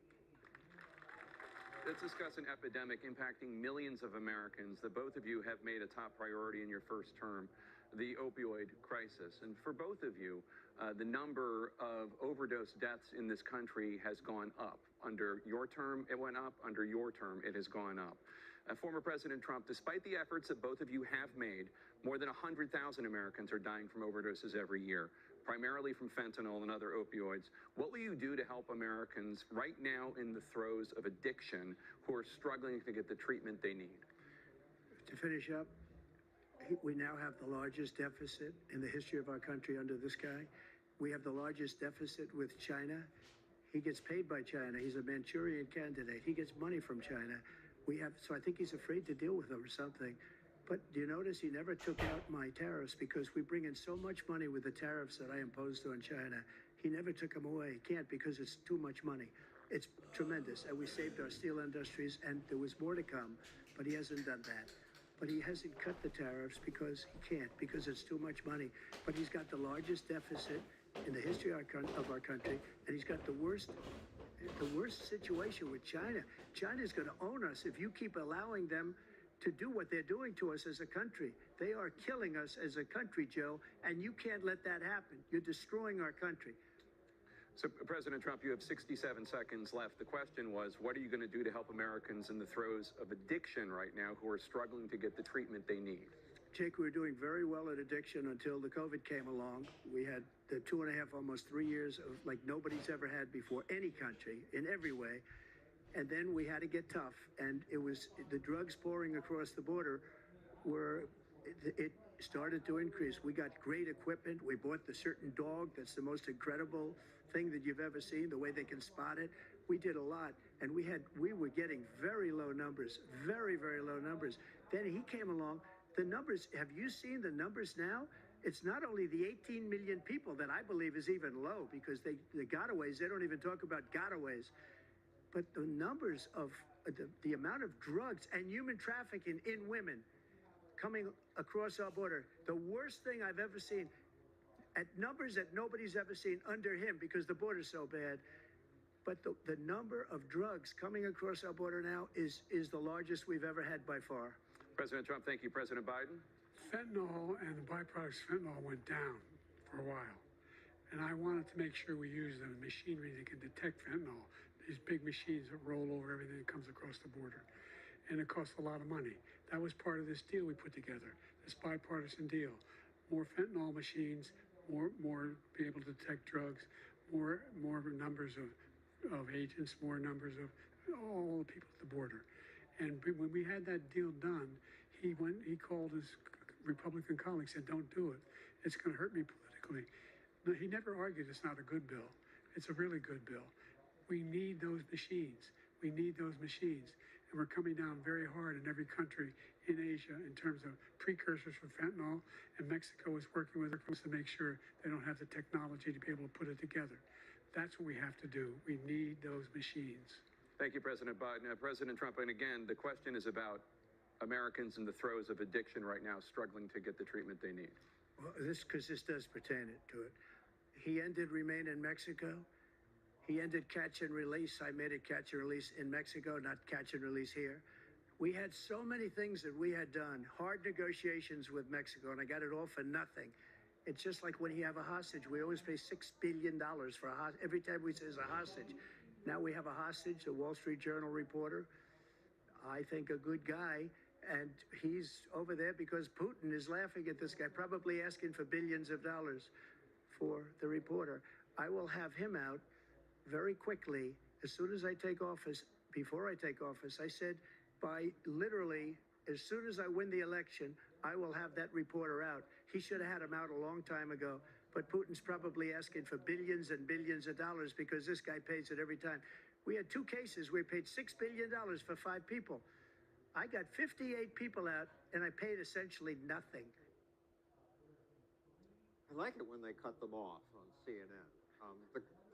The question is, we do have a big opioid problem, people in crisis, people overdosing, but also people in pain who can't get pain relief because doctors are afraid of the DEA. What would you do? Both of these presidents miss the point. They're talking about drug interdiction at the border.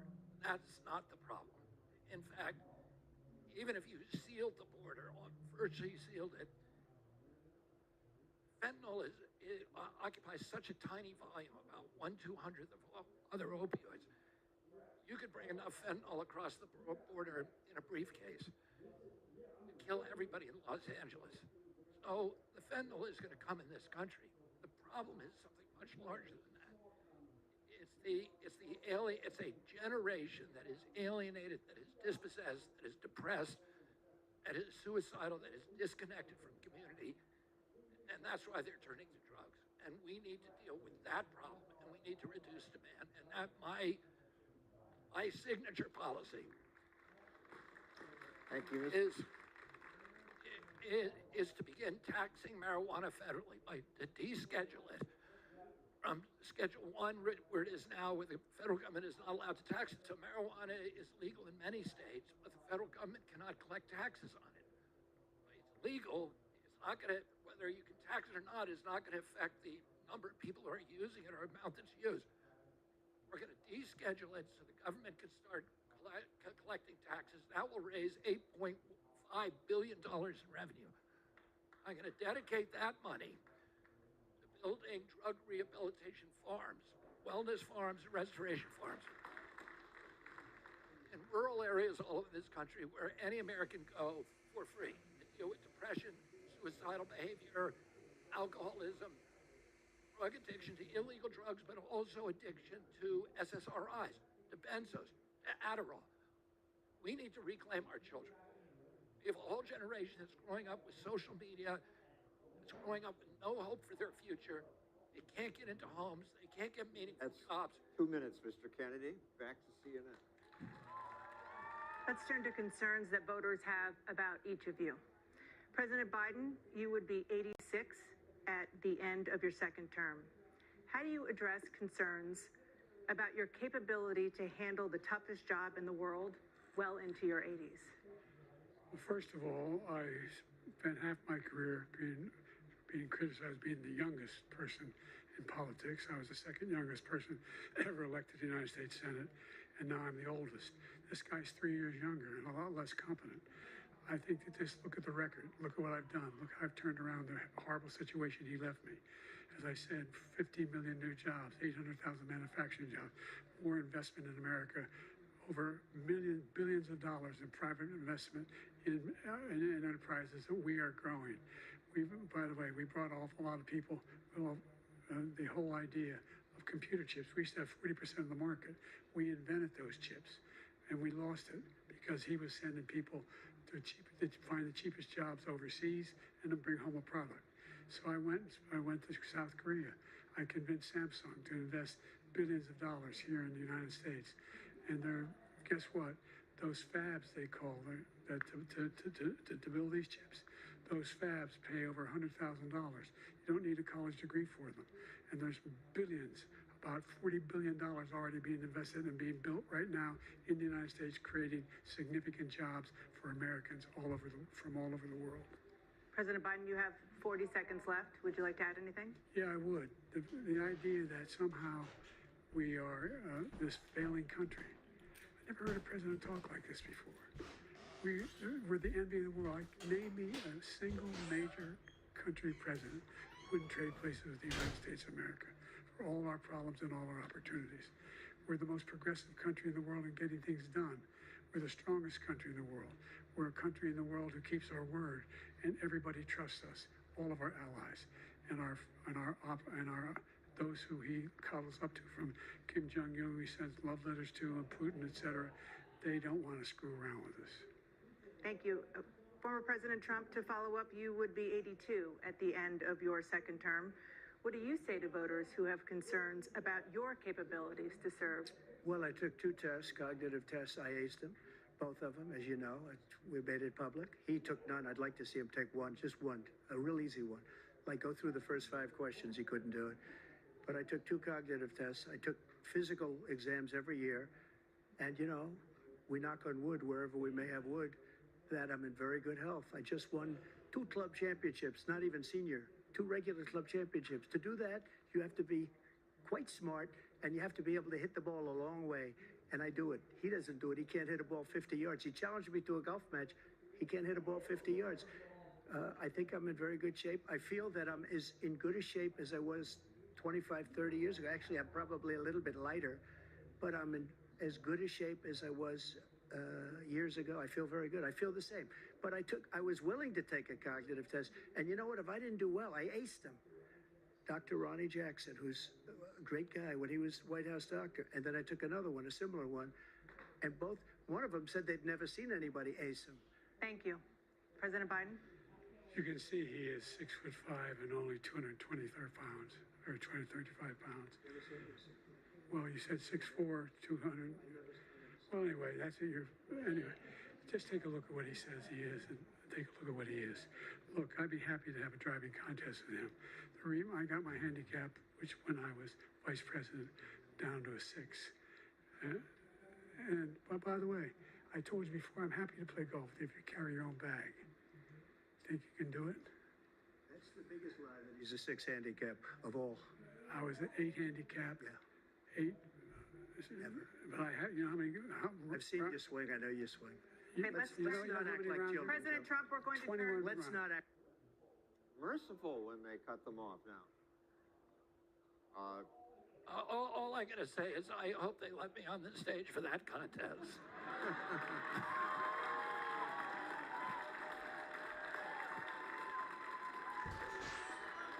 What do you do to stay healthy? What do you do to stay healthy? What do I What do you do to stay healthy? do? Well, I hike every day. I go to the gym every day. I don't ever eat processed food.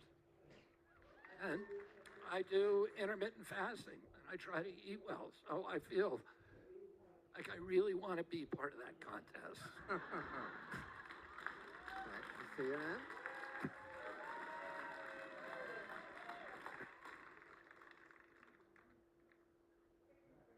Big concern that voters have about you.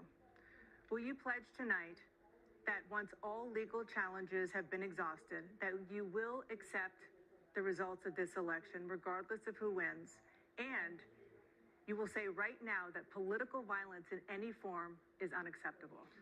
Well, I shouldn't have to say that, but of course I believe that. It's totally unacceptable. And if you would see my statements that I made on Twitter at the time, and also my statement that I made in the Rose Garden, you would say it's one of the strongest statements you've ever seen. In addition to the speech I made in front of, I believe, the largest crowd I've ever spoken to. And I will tell you, nobody ever talks about that. They talk about a relatively small number of people that went to the Capitol and in many cases were ushered in by the police. And as Nancy Pelosi said, it was her responsibility, not mine. She said that loud and clear. But the answer is, if the election is fair, free, and I want that more than anybody. And I'll tell you something. I wish he was a great president because I wouldn't be here right now. I'd be at one of my many places enjoying myself. I wouldn't be under indictment because I wouldn't have been his political opponent because he indicted me because I was his opponent. I wish he was a great president. I would rather have that. I wouldn't be here. I don't mind being here. But the only reason I'm here is he's so bad as a president that I'm going to make America great again. We're going to make America great again. We're a failing nation right now. We're a seriously failing nation. And we're a failing nation because of him. His policies are so bad. His military policies are insane. They're insane. These are wars that will never end with him. He will drive us into World War III, and we're closer to World War III than anybody can imagine. We are very, very close to World War III, and he's driving us there. And Kim Jong-un and President Xi of China, Kim Jong-un of North Korea, all of these, Putin, they don't respect him. They don't fear him. They have nothing going with this gentleman, and he's going to drive us into World War III. You want a World War III, let him follow and win and let Putin say, do what you want, NATO. Just do what you want. There's a thing called Article 5. An attack on one is attack on all, and required response. The idea, I can't think of a single major leader in the world who wouldn't trade places with the job I've done and what they've done. Because we are a powerful nation. We have wonderful people. It's because of the people, not me. It's because of the American people. They're capable of anything, and they step up when they're needed. And right now, we're needed. We're needed to protect the world because our own safety is at stake. And again, you want to have a war, just let Putin go ahead and take Kyiv, make make sure they move on, see what happens in Poland, Hungary, and other places along that border. Then you have a war. President Trump, as I come back to you for a follow-up, the question was, will you accept the results of this election, regardless of who wins? Just to finish what he said, if I might, Russia, they took a lot of land from Bush. They took a lot of land from Obama and Biden. They took no land, nothing from Trump, nothing. He knew not to do it. He's not going to play games with me. He knew that. I got along with him very well, but he knew not to play games. He took nothing from me. But now he's going to take the whole thing from this man right here. That's a war that should have never started. It would have never started ever with me. And he's going to take Ukraine. And, you know, you asked me a question before, would you do this? He's got us in such a bad position right now with Ukraine and Russia, because Ukraine's not winning that war. He said, I will never settle until such time. They're running out of people. They're running out of soldiers. They've lost so many people. It's so sad. They've lost so many people, and they've lost those gorgeous cities with the golden domes that are 1,000 years old, all because of him and stupid decisions. Russia would have never attacked if I were President Trump, president. the question was, will you accept the results of the election, regardless of who wins? Yes or no, please. If it's a fair and legal and good election, absolutely. I would have much rather accepted these, but the fraud and everything else was ridiculous. And if you want, we'll have a news conference on it in a week, or we'll have another one of these in a week. But I will absolutely, there's nothing I'd rather do. It would be much easier for me to do that than I'm running again. I wasn't really going to run until I saw the horrible job he did. He's destroying our country. I would be very happy to be someplace else, in a nice location someplace. And again, no indictments, no political opponent stuff, because it's the only way he thinks he can win. But unfortunately, it's driven up my numbers and driven them up to a very high level because the people understand it. Let's see what your numbers are when this election is over. Let's see. You're a whiner. When you lost the first time, you continued, you appealed and appealed to courts all across the country. Not one single court in America said any of your claims had any merit, state or local, none. But you continue to provoke this lie about somehow there's all this misrepresentation, all this stealing. There is no evidence of that at all. And I tell you what, I doubt whether you'll accept it because you're such a whiner. The idea if you lose again, you accepted anything, you can't stand the loss. Something snapped in you when you lost the last time. And that's it for the CNN debate. This is your forum. You get the final word. But just one observation is that listening to them, America is in terrible decline. But I don't see people risking their lives to leave America or to go to many other countries. They want to come here. And you say the middle class is disappearing. It's true, it's getting smaller, but the data show mostly because they're going into the upper class. I think America is doing pretty well, and we just need you politicians to leave us alone. I do want to make an observation about President Trump's final point, which I think is a very, very important point for Americans to understand. We are closer to nuclear war right now than at any time since 1962. This week, we did something extraordinary that was hardly covered by the press, which is we fired a missile in coordination with Ukraine into a series of missiles into Crimea with cluster bombs, which every nation in the world except for us and North Korea says is a war crime. We dropped them on a civilian population, people who were sunning themselves on a beach, and we killed a lot of children. And the previous week, the Russians are in Cuba firing missiles because they've warned us. We are going to lose the war in Ukraine. I've said that from the beginning. We cannot beat Russia and the Ukraine. They cannot allow themselves to lose that war. They've been invaded 3 times through Ukraine. Last time they were invaded, Hitler killed 1 out of every 7 Russians. They're not going to let us put NATO in Ukraine. They cannot do it. It's absolutely critical for their national security, and we need to recognize that. we are pushing toward a war with a nuclear power that says they will use nuclear weapon if they're pushed to the edge. They have 2,500 more nuclear weapons than we do. They have better defensive weapons. And we cannot fight a world war anymore. Because of hypersonic missiles, we couldn't get 1 million men across the Atlantic. Even worse, we do not have an industrial base like we did before World War II. We can't create weapons anymore. We create small numbers, but nothing like the Chinese or the Russians. This is something that every American needs to understand how close that the incompetence of this administration has brought us to war. Closing I'll shut up, statements now. but let me, We have closing statements from, can I say a closing? you'll get your closing statement right after they get there.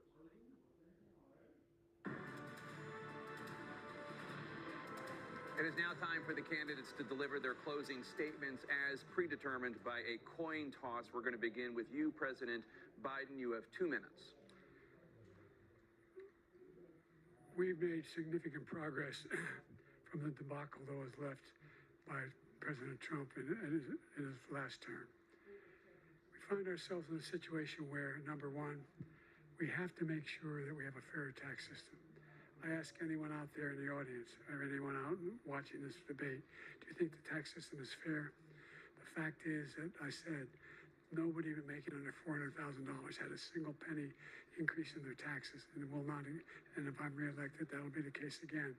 But this guy has increased your taxes because of the deficit. Number one, he's increased inflation because of the debacle he left after the way he handled the pandemic. And he finds himself in a position where he now wants to tax you more by putting a 10% tariff on everything that comes into the United States of America. What I did, when, for example, he wants to get rid of the ability of Medicare for us to be able to negotiate drug prices with the big pharma companies. Well, guess what? We got it down to $35 for insulin instead of $400. No more than $2,000 for every senior, no matter how much prescription they need. You know what that did? That reduced the federal debt by $160 billion over 10 years because the government doesn't have to pay the exorbitant prices. I'm going to make that available to every senior all along where it's happening now, and everybody in America. He wants to get rid of that. I'm going to make sure that we have child care. We're going to significantly increase the credits people have for child care. I'm going to make sure we do something about what we're doing on lead pipes and all the things that are causing health problems for people across the country. We're going to continue to fight to bring down inflation and give people a break. Thank you, President Biden. President Trump, you now have 2 minutes for your closing statement. Like so many politicians, this man is just a complainer. He said, we want to do this, we want to do that, we want to get rid of this tax, that tax. But he doesn't do anything. All he does is make our country unsafe by allowing millions and millions of people to pour in. Our military doesn't respect him. We look like fools in Afghanistan. We didn't stop Israel. It was such a horrible thing that would have never happened. It should have never happened. Iran was broke. Anybody that did business with Iran, including China, they couldn't do business with the United States. They all passed. Iran was broke. They had no money for Hamas or Hezbollah, for terror, no money whatsoever. Again, Ukraine should have never happened. He talks about all this stuff, but he didn't do it. For 3.5 years, we're living in hell. We have the Palestinians and we have everybody else rioting all over the place. You talk about Charlottesville. This is 100 times Charlottesville, 1,000 times.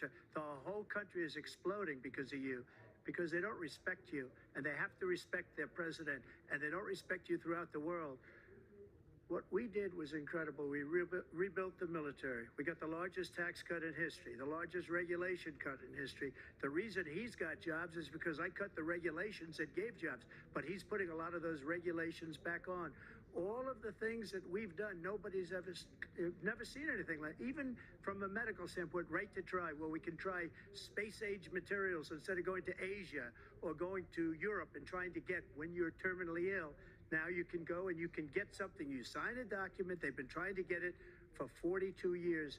But you know what we did for the military was incredible. Choice for our soldiers, where our soldiers, instead of waiting for 3 months to see a doctor, can go out and get themselves fixed up and readied up and take care of themselves, and they're living. And that's why I had the highest approval rating in the history of the VA. So all of these things, we're in a failing nation, but it's not going to be failing anymore. We're going to make it great again. And he ran out of time. Mr. Kennedy, 2 minutes, closing statement. In 2013, there was a poll taken that asked young people under 35 in this country, are you proud of the United States? 85% said yes. The same poll taken 5 months ago, 18% said yes. So somehow, during the administration of these two presidents, an entire generation of Americans has lost pride in our country and a hope in their own futures. And they feel that way because they see what's happening. They can't get into a home. First generation in history in America that is going to live worse lives than their parents. They see the vitriol that you saw here, the division, the polarization that makes them disgusted with politics. They're seeing the corrupt merger of state and corporate power that has transformed our agencies from the CIA, the health agencies, the environmental agencies, into sock puppets, the industries they're supposed to regulate. They're seeing the destruction of our soils, the destruction of our air and water. They're watching this happen, and the politicians do nothing about it except for hate on each other. If you want more of the same, you should vote for President Biden, President Trump. You know what's going to happen. You know that. They're going to give you 4 more years of the same stuff.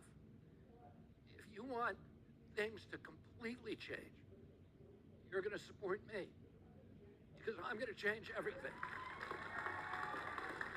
And this is a moral fight. This is a moral battle for the soul of our nation.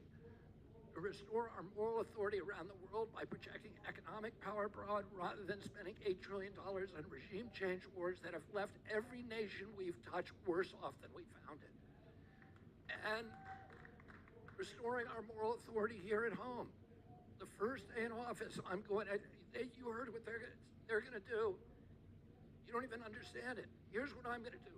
Day 1 in office, I'm going to issue an executive order saying any federal official who tells a lie to the American public will lose his job. Oh, I'm going to stop the surveillance state. I'm going to stop the propagandizing by our agencies of the American public. I'm going to unravel the war machine. I'm going to unravel the corrupt merger of state and corporate power. I know how to do it. I've been litigating against these agencies for years, and I'm uniquely suited to do this, but I can tell you, I'm going to do these things when I get in there. I'm going to make sure that our Constitution is protected, that AI is deployed to make government more transparent rather than by government to enslave the rest of us. I'm going to bring AI home and blockchain home because we need these new industries to grow our way out of the debt crisis. This is something that these two aren't even talking about. But if you want everything to change, you'll support me. If you want to vote out of fear, you need to support one of those guys.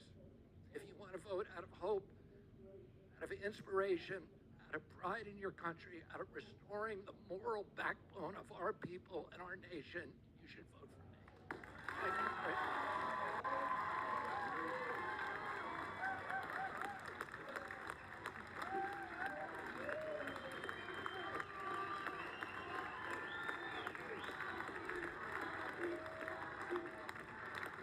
The crowd here obviously is very supportive of this candidate.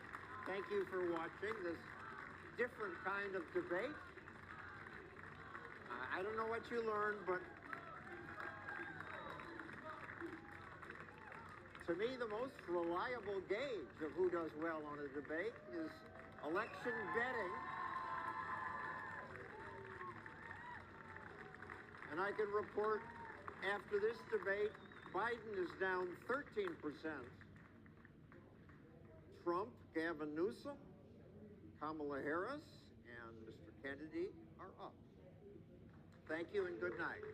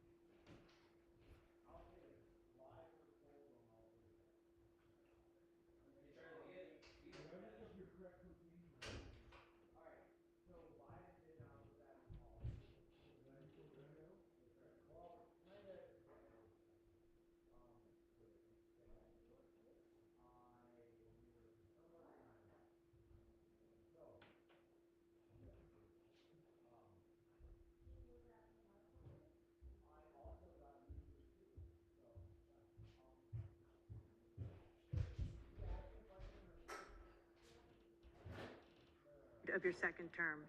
How do you address concerns about your capability to handle the toughest job in the world well into your 80s? Well, first of all, I spent half my career being criticized being the youngest person in politics. I was the second youngest person ever elected to the United States Senate, and now I'm the oldest. This guy's 3 years younger and a lot less competent. I think that just look at the record. Look at what I've done. Look how I've turned around the horrible situation he left me. As I said, 15 million new jobs, 800,000 manufacturing jobs, more investment in America, over billions of dollars in private investment in enterprises that we are growing. By the way, we brought a lot of people, the whole idea of computer chips. We used to have 40% of the market.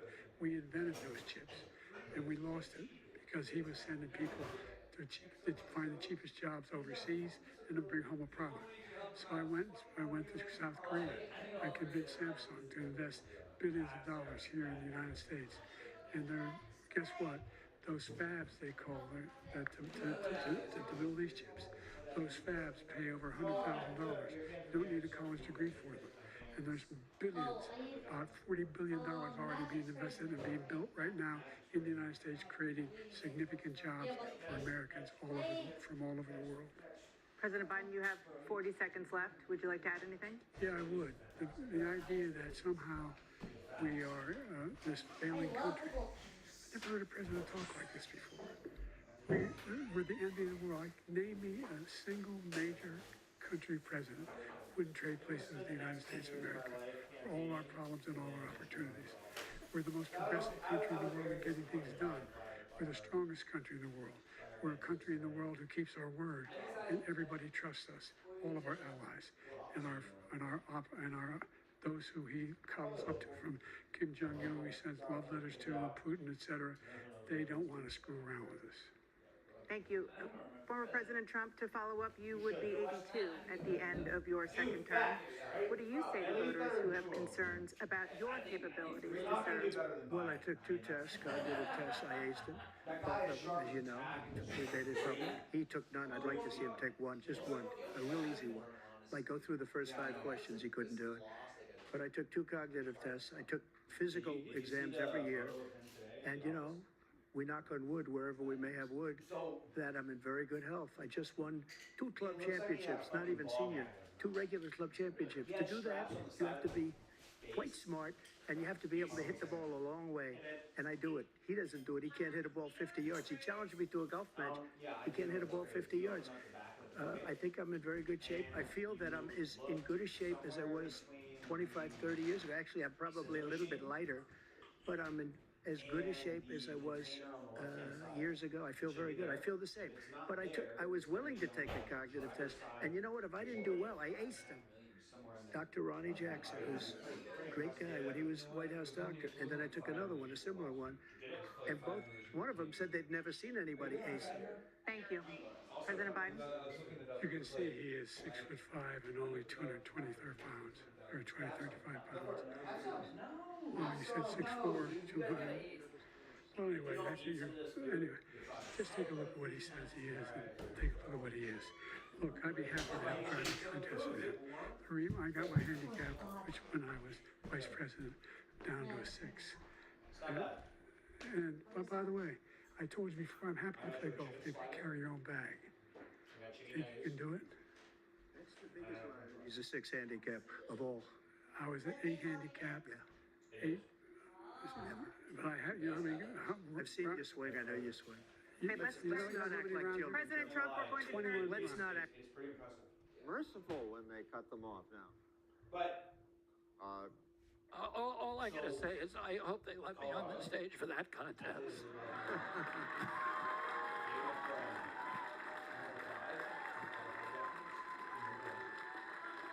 What do you do to stay healthy?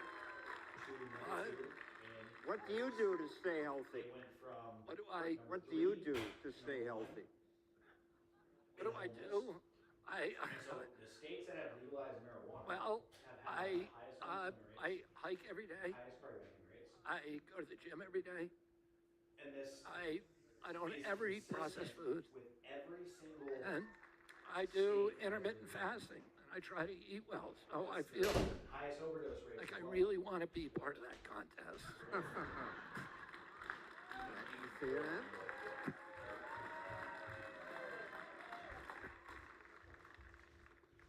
Whether people want to say The concern that voters have about you. yes or no to this, Will you pledge tonight marijuana. that once is a- all legal challenges have been exhausted, that you will accept the results of this election, regardless of who wins?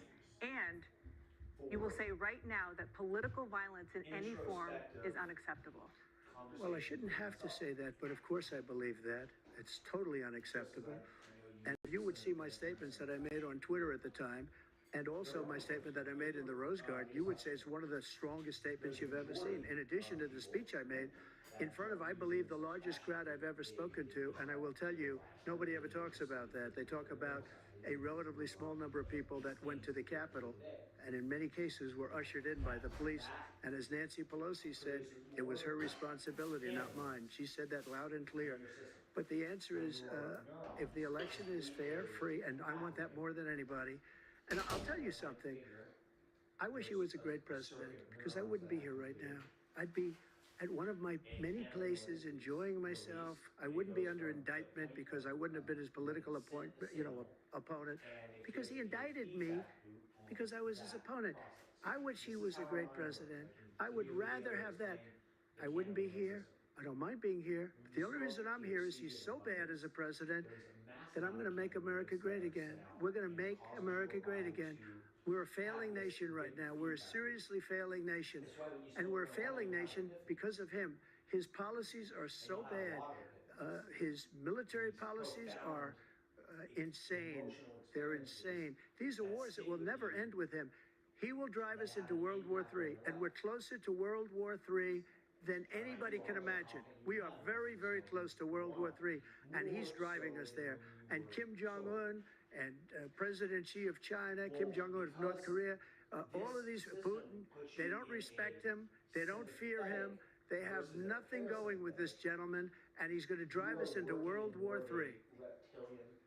You want a World War III, let him follow and win, and let Putin say, do what you want, NATO. Just do what you want.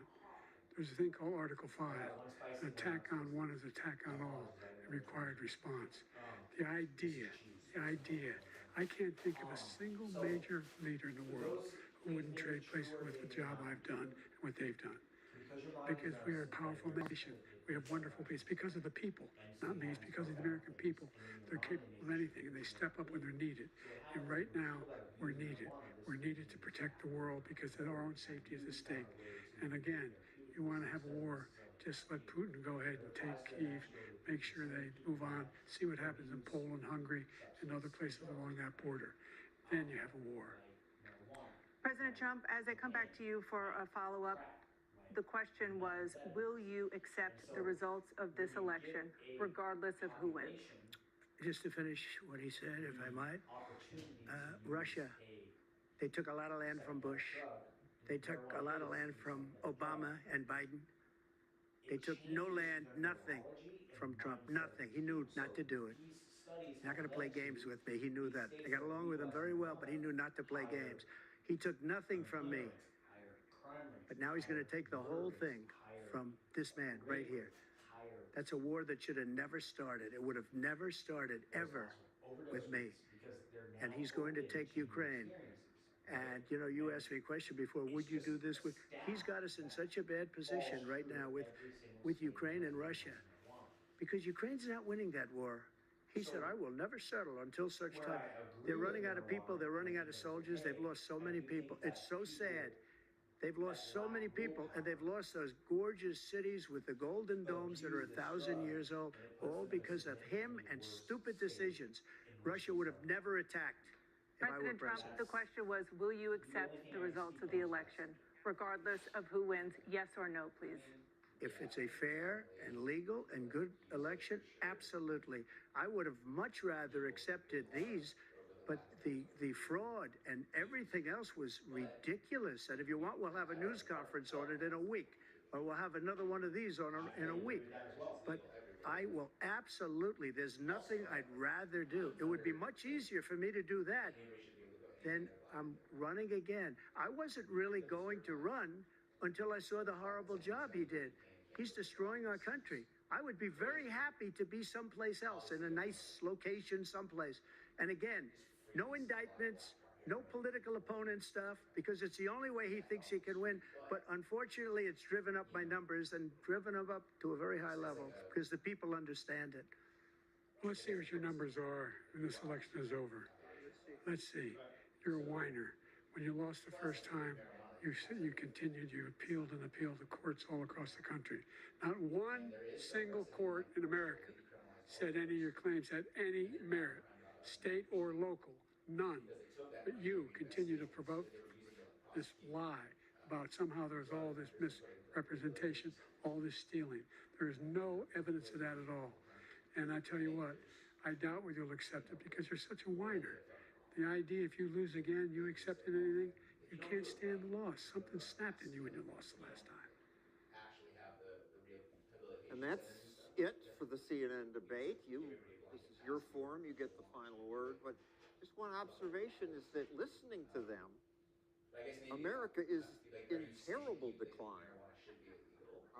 But I don't see people risking their lives to leave America or to go to many other countries. They want to come here. And you say the middle class is disappearing. It's true, it's getting smaller. But the data show mostly because they're going into the upper class. I think America is doing pretty well, and we just need you politicians to leave us alone. I do want to make an observation about President Trump's final point, which I think is a very, very important point for Americans to understand. We are closer to nuclear war right now than at any time since 1962. This week we did something extraordinary that was hardly covered by the press, which is we fired a missile in coordination with Ukraine into a series of missiles into Crimea with cluster bombs, which every nation in the world except for us and North Korea says is a war crime. We dropped them on a civilian population, people who were sitting on sunning themselves on a beach, and we killed a lot of children. And the previous week, Russians are in Cuba firing missiles because they've warned us. We are going to lose the war in Ukraine.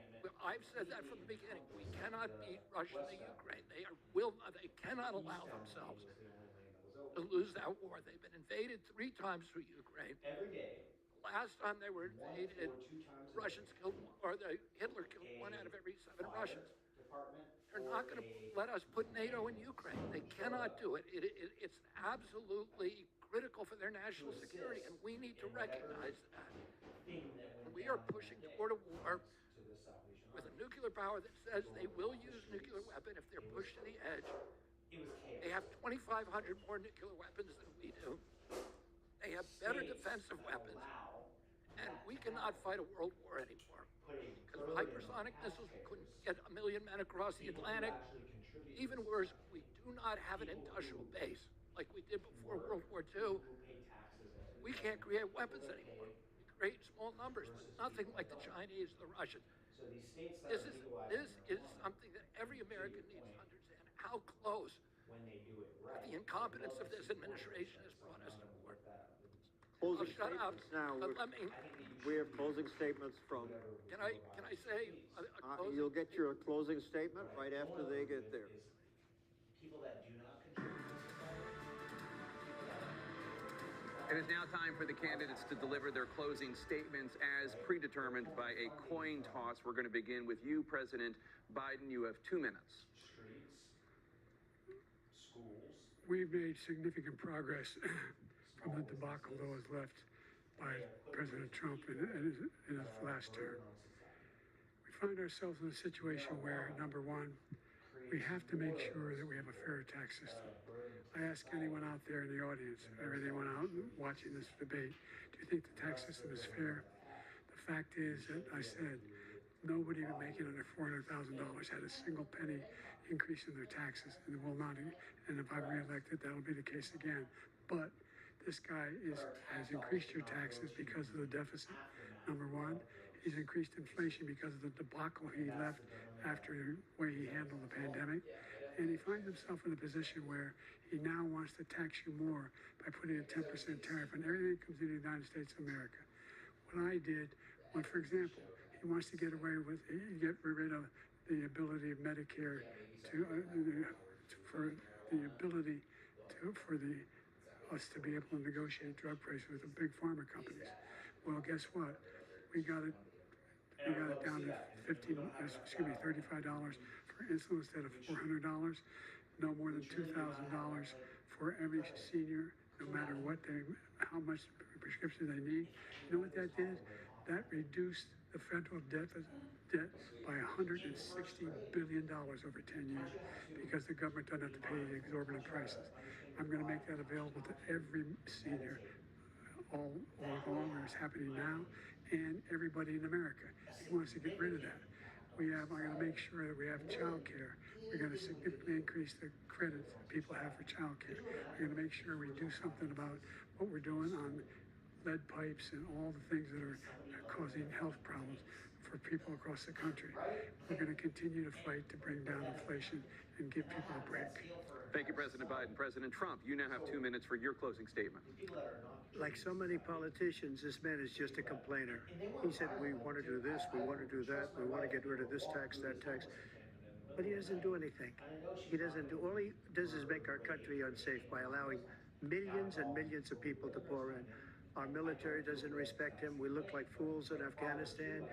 We didn't stop Israel. Such a horrible thing that would have never happened. It should have never happened. Iran was broke.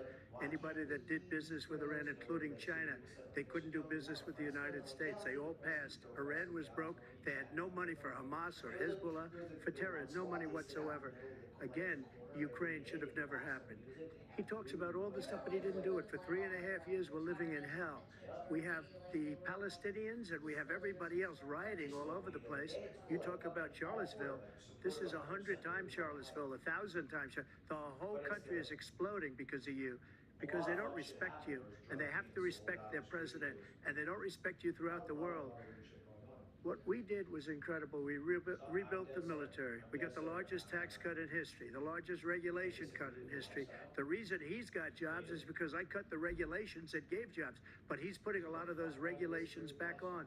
All of the things that we've done, nobody's never seen anything like. Even from a medical standpoint, right to try, where we can try space-age materials instead of going to Asia or going to Europe and trying to get when you're terminally ill. Now you can go and you can get something. You sign a document. They've been trying to get it for 42 years. But you know what we did for the military was incredible. Choice for our soldiers, where our soldiers, instead of waiting for 3 months to see a doctor, can go out and get themselves fixed up and readied up and take care of themselves, and they're living. And that's why I had the highest approval rating in the history of the VA.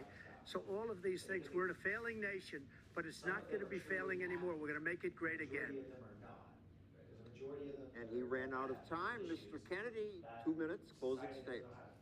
In 2013, there was a poll taken that asked young people under 35 in this country, are you proud of the United States? 85% said yes. Same poll taken 5 months ago, 18%. So somehow, during the administration of these two presidents, an entire generation of Americans has lost pride in our country and a hope in their own future. And they feel that way because they see what's happening. They can't get into a home. First generation in history in America that is going to live worse lives than their parents. They see the vitriol that you saw here, the division, the polarization that makes them disgusted with politics.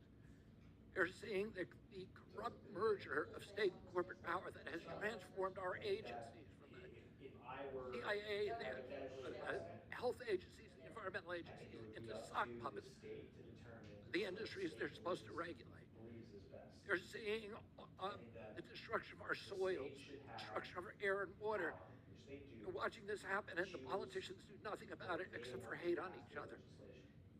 If you want more of the same, you should vote for President Biden, President Trump. You know what's going to happen. You know that.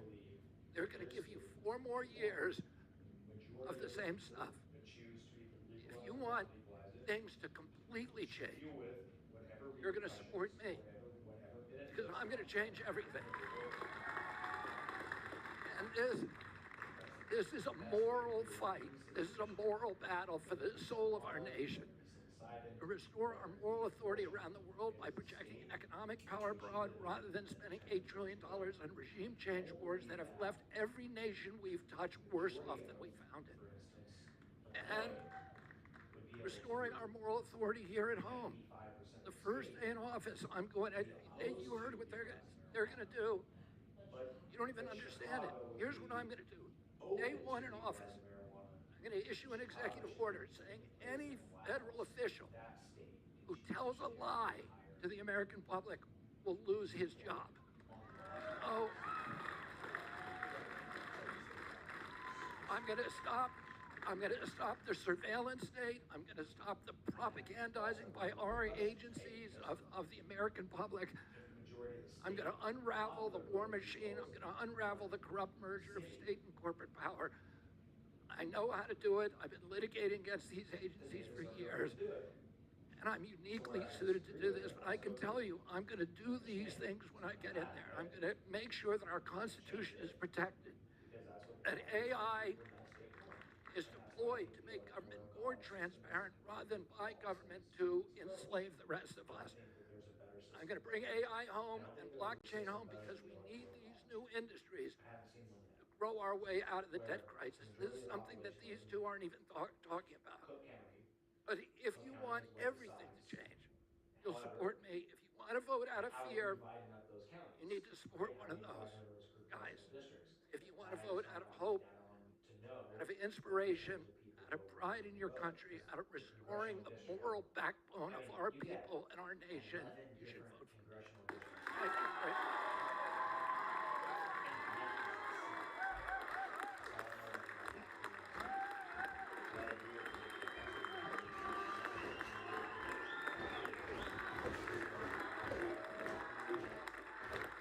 The crowd here obviously is very supportive of this candidate. Thank you for watching this different kind of debate. I don't know what you learned, but to me, the most reliable gauge of who does well on a debate is election betting. Then who drives the economy? Because And I can report after this debate, Biden is down 13%. without Wall Street, you wouldn't have Trump, the economy Gavin like Newsom, Kamala Harris, we wouldn't have and the economy Mr. like Kennedy are up. Farmers are conservative. Thank you and good night. So it's an absolute balance. So who's right, who's wrong? Doesn't think anybody's right or wrong. Really, we just gotta stop fucking, like, if you look at the debate, this is what I love about Kennedy tonight. Kennedy said things that were true for the majority, and these two fucking clowns just bashed each other nonstop. And this is what you have in the Republican and the Democratic Party, they fucking bash each other, and whether you like Chris Christie or not, he's willing to work with Democrats even if he's a Republican. And Democrats should be willing to work with Republicans on every single cause because we gotta do what's good for America. And she's hurting right now. And these two fucking clowns that we have, I like Trump, but Kennedy absolutely won tonight. We need more people like Kennedy. Yeah, 100%. Yeah, I mean, they literally resorted to just name calling Yeah. multiple times. Wow. Like, what are we, like, There were six? like 2 children up there with their 80-year-old men. Yeah. I saw this funny thing the other day. It was like, they had taken AI or whatever and like put a filter to make them both look like children. And then Trump in like the first Hilarious. debate, like a couple years ago. Yeah. And it was like, man, they changed their voice and it was like, man, this is exactly what's happening. Like, it's Hilarious. so childish and so ridiculous. It's so ridiculous, dude. Like, Trump's really? just me. I I think know. this, I the greatest, I did this, I did that, I. And then him, Biden just, I didn't know where he was at. He was like, literally, everything he just said is not true. not true. I'm like, Not "Hey, true. dude." Well, he's a winner. But he said, you have the morals of an alley cat? Bro, Yeah. I think we need to immediately get on that shirt right I now. know, we need to make that shirt. Alley cat morals. Yeah. That's Morals of an alley cat.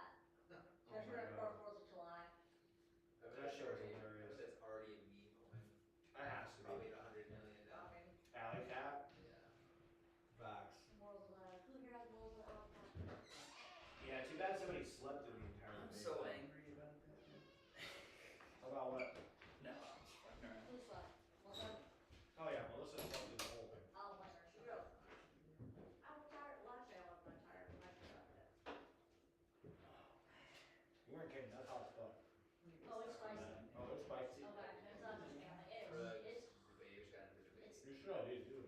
Dave's hot chicken. Voting, I don't know. Yeah. You want another nugget? You gonna vote? No, man, it's too hot, but I'm gonna do a couple of these. This is hot. I love Kennedy, bro. Order Yeah, that I go to chicken war that sandwiches. Yeah, that's hot spot. Is that a Kennedy song? Make a Kennedy song, yeah. It's like 90% of the time. Actually, I would love to hear it. Yeah, It's right. pretty dope, dude. It's not done Yeah. yet, but Do you have like a little sample of it? no, I haven't recorded it yet. Alright, so now we're gonna get to me and Drop be it for like, us maybe now. You a probably got song. some lyrics. You could probably like drop some lyrics, though, Can right? you put the beat on your phone? Can we, hey, dude, I wanna live a special mashup. No pressure. Let me see if I have it on my phone. I'll give him a little. Have you heard of this shit though? Dude, Dylan. I have it open on my Spotify and I've been Bro. meaning to. Liberty, liberty, we got riches. Ready to eat. Mongoose. It's fine. All right, man. Why do they make them so hot though? Mine wasn't that bad. Mine was more like a sweet. Well, that's because I got yours mild. Oh, I got one hot for me. that's hot. This is very hot. Um, And you know me, I like hot. I know. Dude, I wanna order this stuff. It's so good. You should. I thought I was being a little bitch. No, you're not a little bitch. But I would never call you that. I lost my face. Dude, that was such an interesting debate though to hear. Like, I told John when we got out there, I'm gonna run for president on 28, man. I just feel so driven right now to. Driven to that. I hope I feel this tomorrow. You know, I feel like, I wish that the debates didn't have to come to, we're gonna create this new software to cut your mic off because we know y'all are gonna overtalk each other. I'm very big into neuro-linguistic programming, Uh-huh. NLP, and it's like, if somebody says something, I'd be like, cool, how do you know that? So if I was attacked for whatever reason, I'd be like, cool, how do you know that? And then they would tell me how they know that, and I'm like, sweet, and where did you come to that conclusion? Sweet, and I would let them talk themselves into a circle if I know that they were telling bullshit. And I've never seen this in debates ever before. It's always like, somebody says something, oh, I need to defend myself, and it's such a fucking losing battle every time. Like, that's the best America can provide. Those two fucking twats up there, like, sorry for the language, but fuck you, dude. Disappointed. Yeah, it's sad for sure. Toby Keith is rolling in his